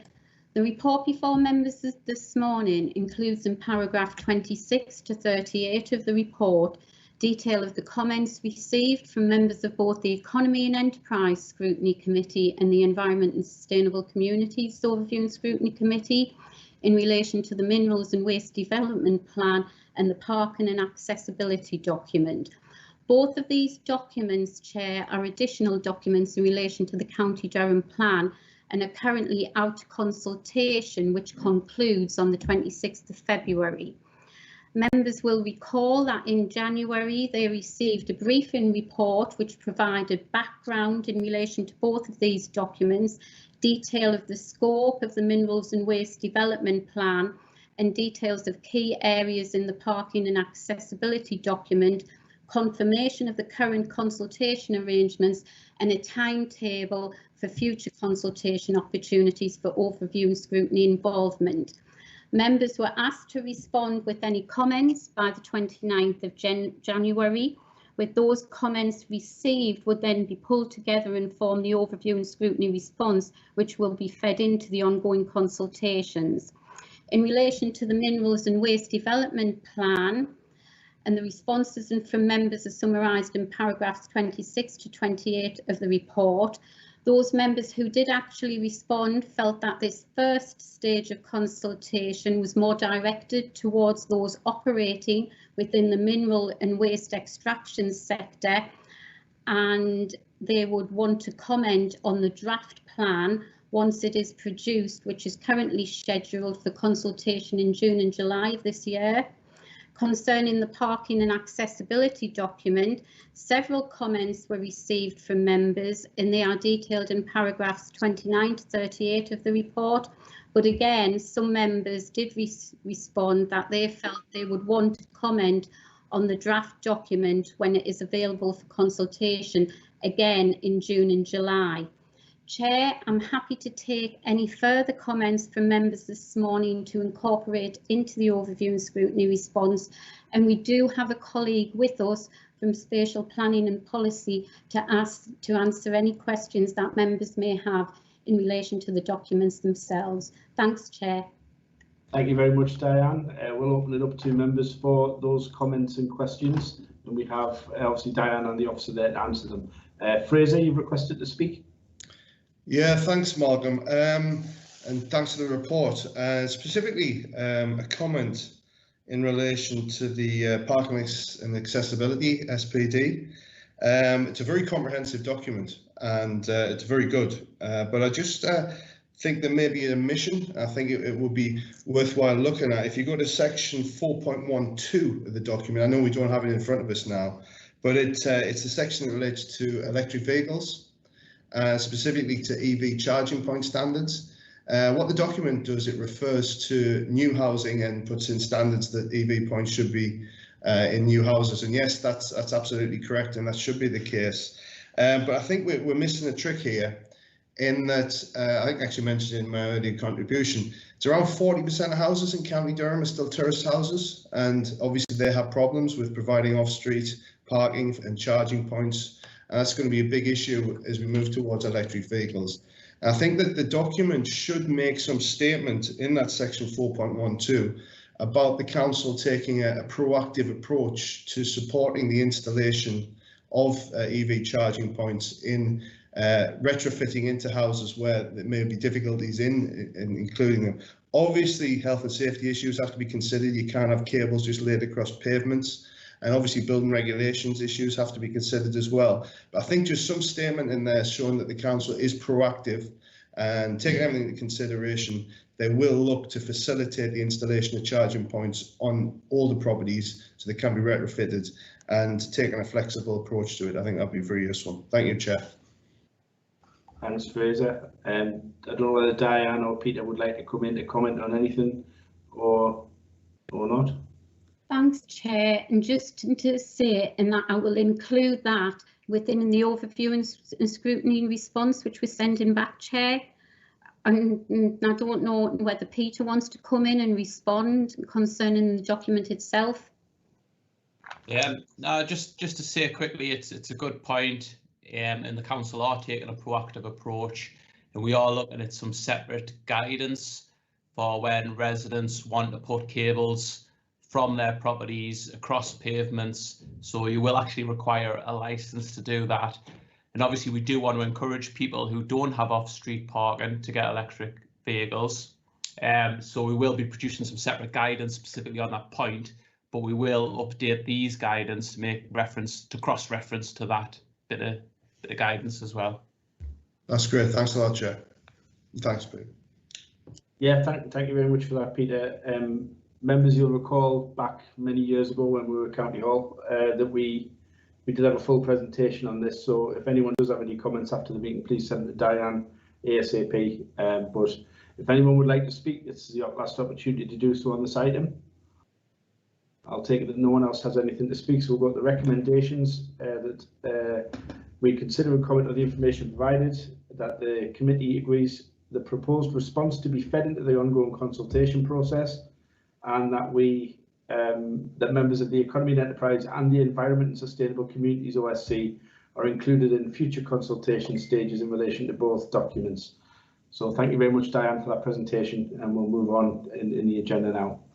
We're moving on now to agenda item 9, which is the Q2 budget report. And we have Ian Herbison, the Finance Manager, Resources and Regeneration, and he'll be supported by Paul Rain.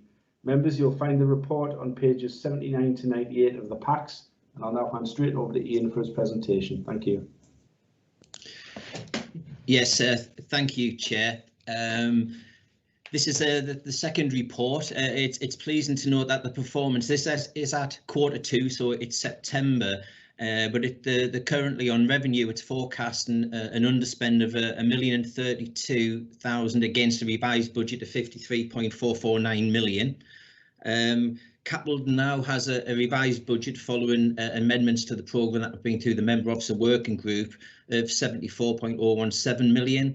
And the spend to August was $22.626 million, and that's against a profile budget of $23,820. So the actual spend at the end of August was just marginally below what we had expected to spend. It is worth just stating that obviously the impact of COVID's had a dramatic impact on the service.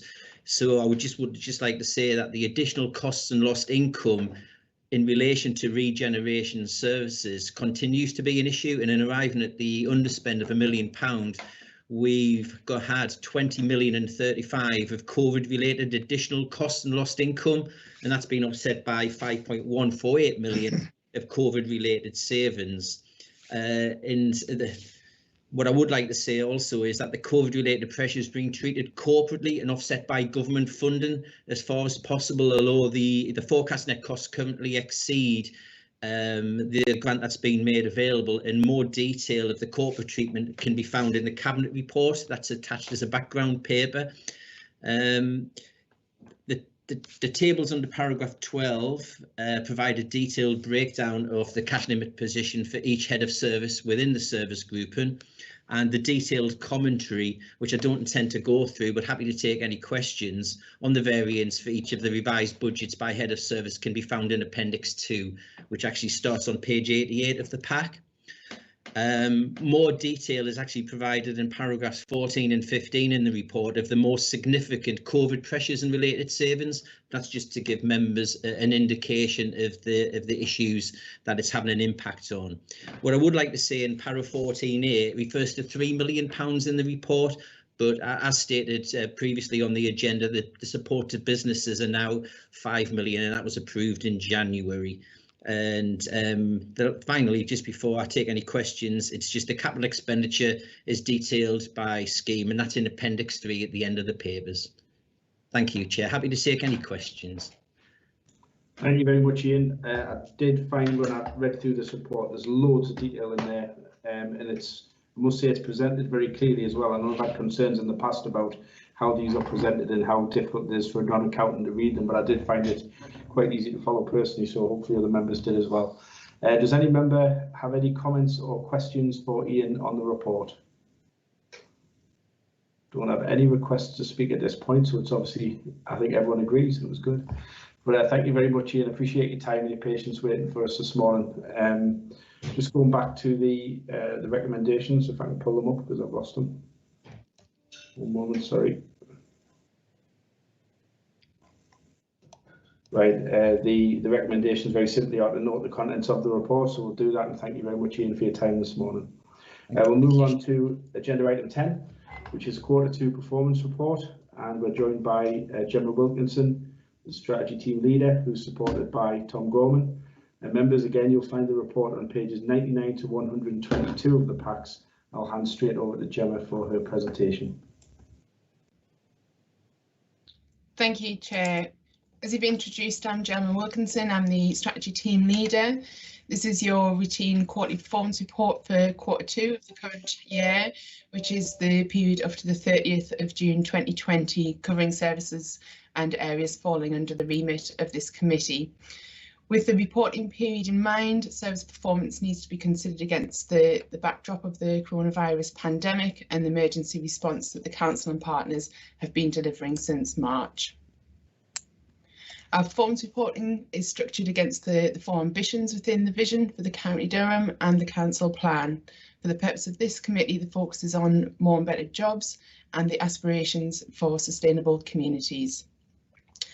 The report provides members with details of the employment levels and take-up of the various government support schemes, as well as the impact of COVID on businesses and the visitor and cultural sector. As the committee has already been given an update on these this morning from the Director of Regeneration, Economy and Growth, I'll not go over these other than to highlight the following points. So the report contains analysis of the increase in the claimant count, which was seen at the start of the pandemic, which shows that in terms of a geographical breakdown, North Durham has seen the highest increase for 16 to 64-year-olds and Sedgefield the highest for 18 to 24-year-olds. Additionally, for members to note that paragraph 6 of Appendix 2 states that as at July, 1/3 of eligible employments were furloughed, as was highlighted earlier by the Director of Regeneration, Economy and Growth. This was the data that was released at the time. However, ONS have since revised this to 15%, which members will see in future performance reports, but we're currently seeking clarification as to why this has been revised, and we'll update members at future committees. In Q2, there were some positive news, with 150 jobs created by Morrison's at Dalton Park and 1,000 permanent and 1,500 seasonal jobs created at Amazon by Integra 61. The report also contains analysis of the 2020 town centre surveys, which the Economic Development Manager referred to earlier. These were carried out June, July and August, and due to the current situation, the report the survey reported on the number of vacant units as well as the number which remained closed due to the COVID pandemic. In terms of the main points from these within the report, the largest rise in vacancy rates was in Spennymoor. However, this is mainly due to the redevelopment of Festival Walk, and vacancy rates are expected to decrease when the redevelopment has been completed. Durham City and Newton Aycliffe have been particularly impacted by closure programmes of national retail chains, and temporary closures due to COVID were particularly evident in Durham City, Consett and Chesley Street, while smaller towns such as Barnard Castle showed lower levels or no ongoing closures. The further surveys that were planned for November that are noted in the report weren't able to be taken place due to the lockdown, and these are to be rescheduled. In relation to our cultural offer, although planned festivals and events have been cancelled due to the pandemic, where possible we've held online or digital events, and the report contains details of these. In relation to the aspect of the Connected Communities ambition focused on sustainability, again the Director of Regeneration, Economy and Growth has already provided an update to the committee on the impact of COVID in relation to many of the issues detailed in the report, so I'll not revisit these other than to highlight that the report also notes that during Q2 we saw an increase in presentations to the Housing Solutions Service and an acceptance of the main homeless duty. The main reason for people presenting were due to financial difficulties, families no longer being willing to accommodate, and non-violent relationship breakdowns. I'll pause there, Chair, and welcome any questions. Thank you very much, Gemma. Comprehensive report. I always think looking at these with the COVID, the way things are at the moment, I'm almost taking what's gone before as a given and more interested in what might happen in the future due to all the uncertainty. So really appreciate your report. I did notice one area that I wanted to pick up on was noticing that in the more and better jobs, I think the jobs engagement in terms of businesses that have been engaged has doubled. I think that's really important because we all know the pressure that businesses are under, particularly as we start coming out of the pandemic, and businesses that are currently furloughed come out of that, and they're obviously going to be fighting for survival under the new normal that we're all going to experience. So I appreciate the work there. Can I pass over to members? We do have one registered to speak, but feel free to have others. And I'll pass straight over to Jim Atkinson.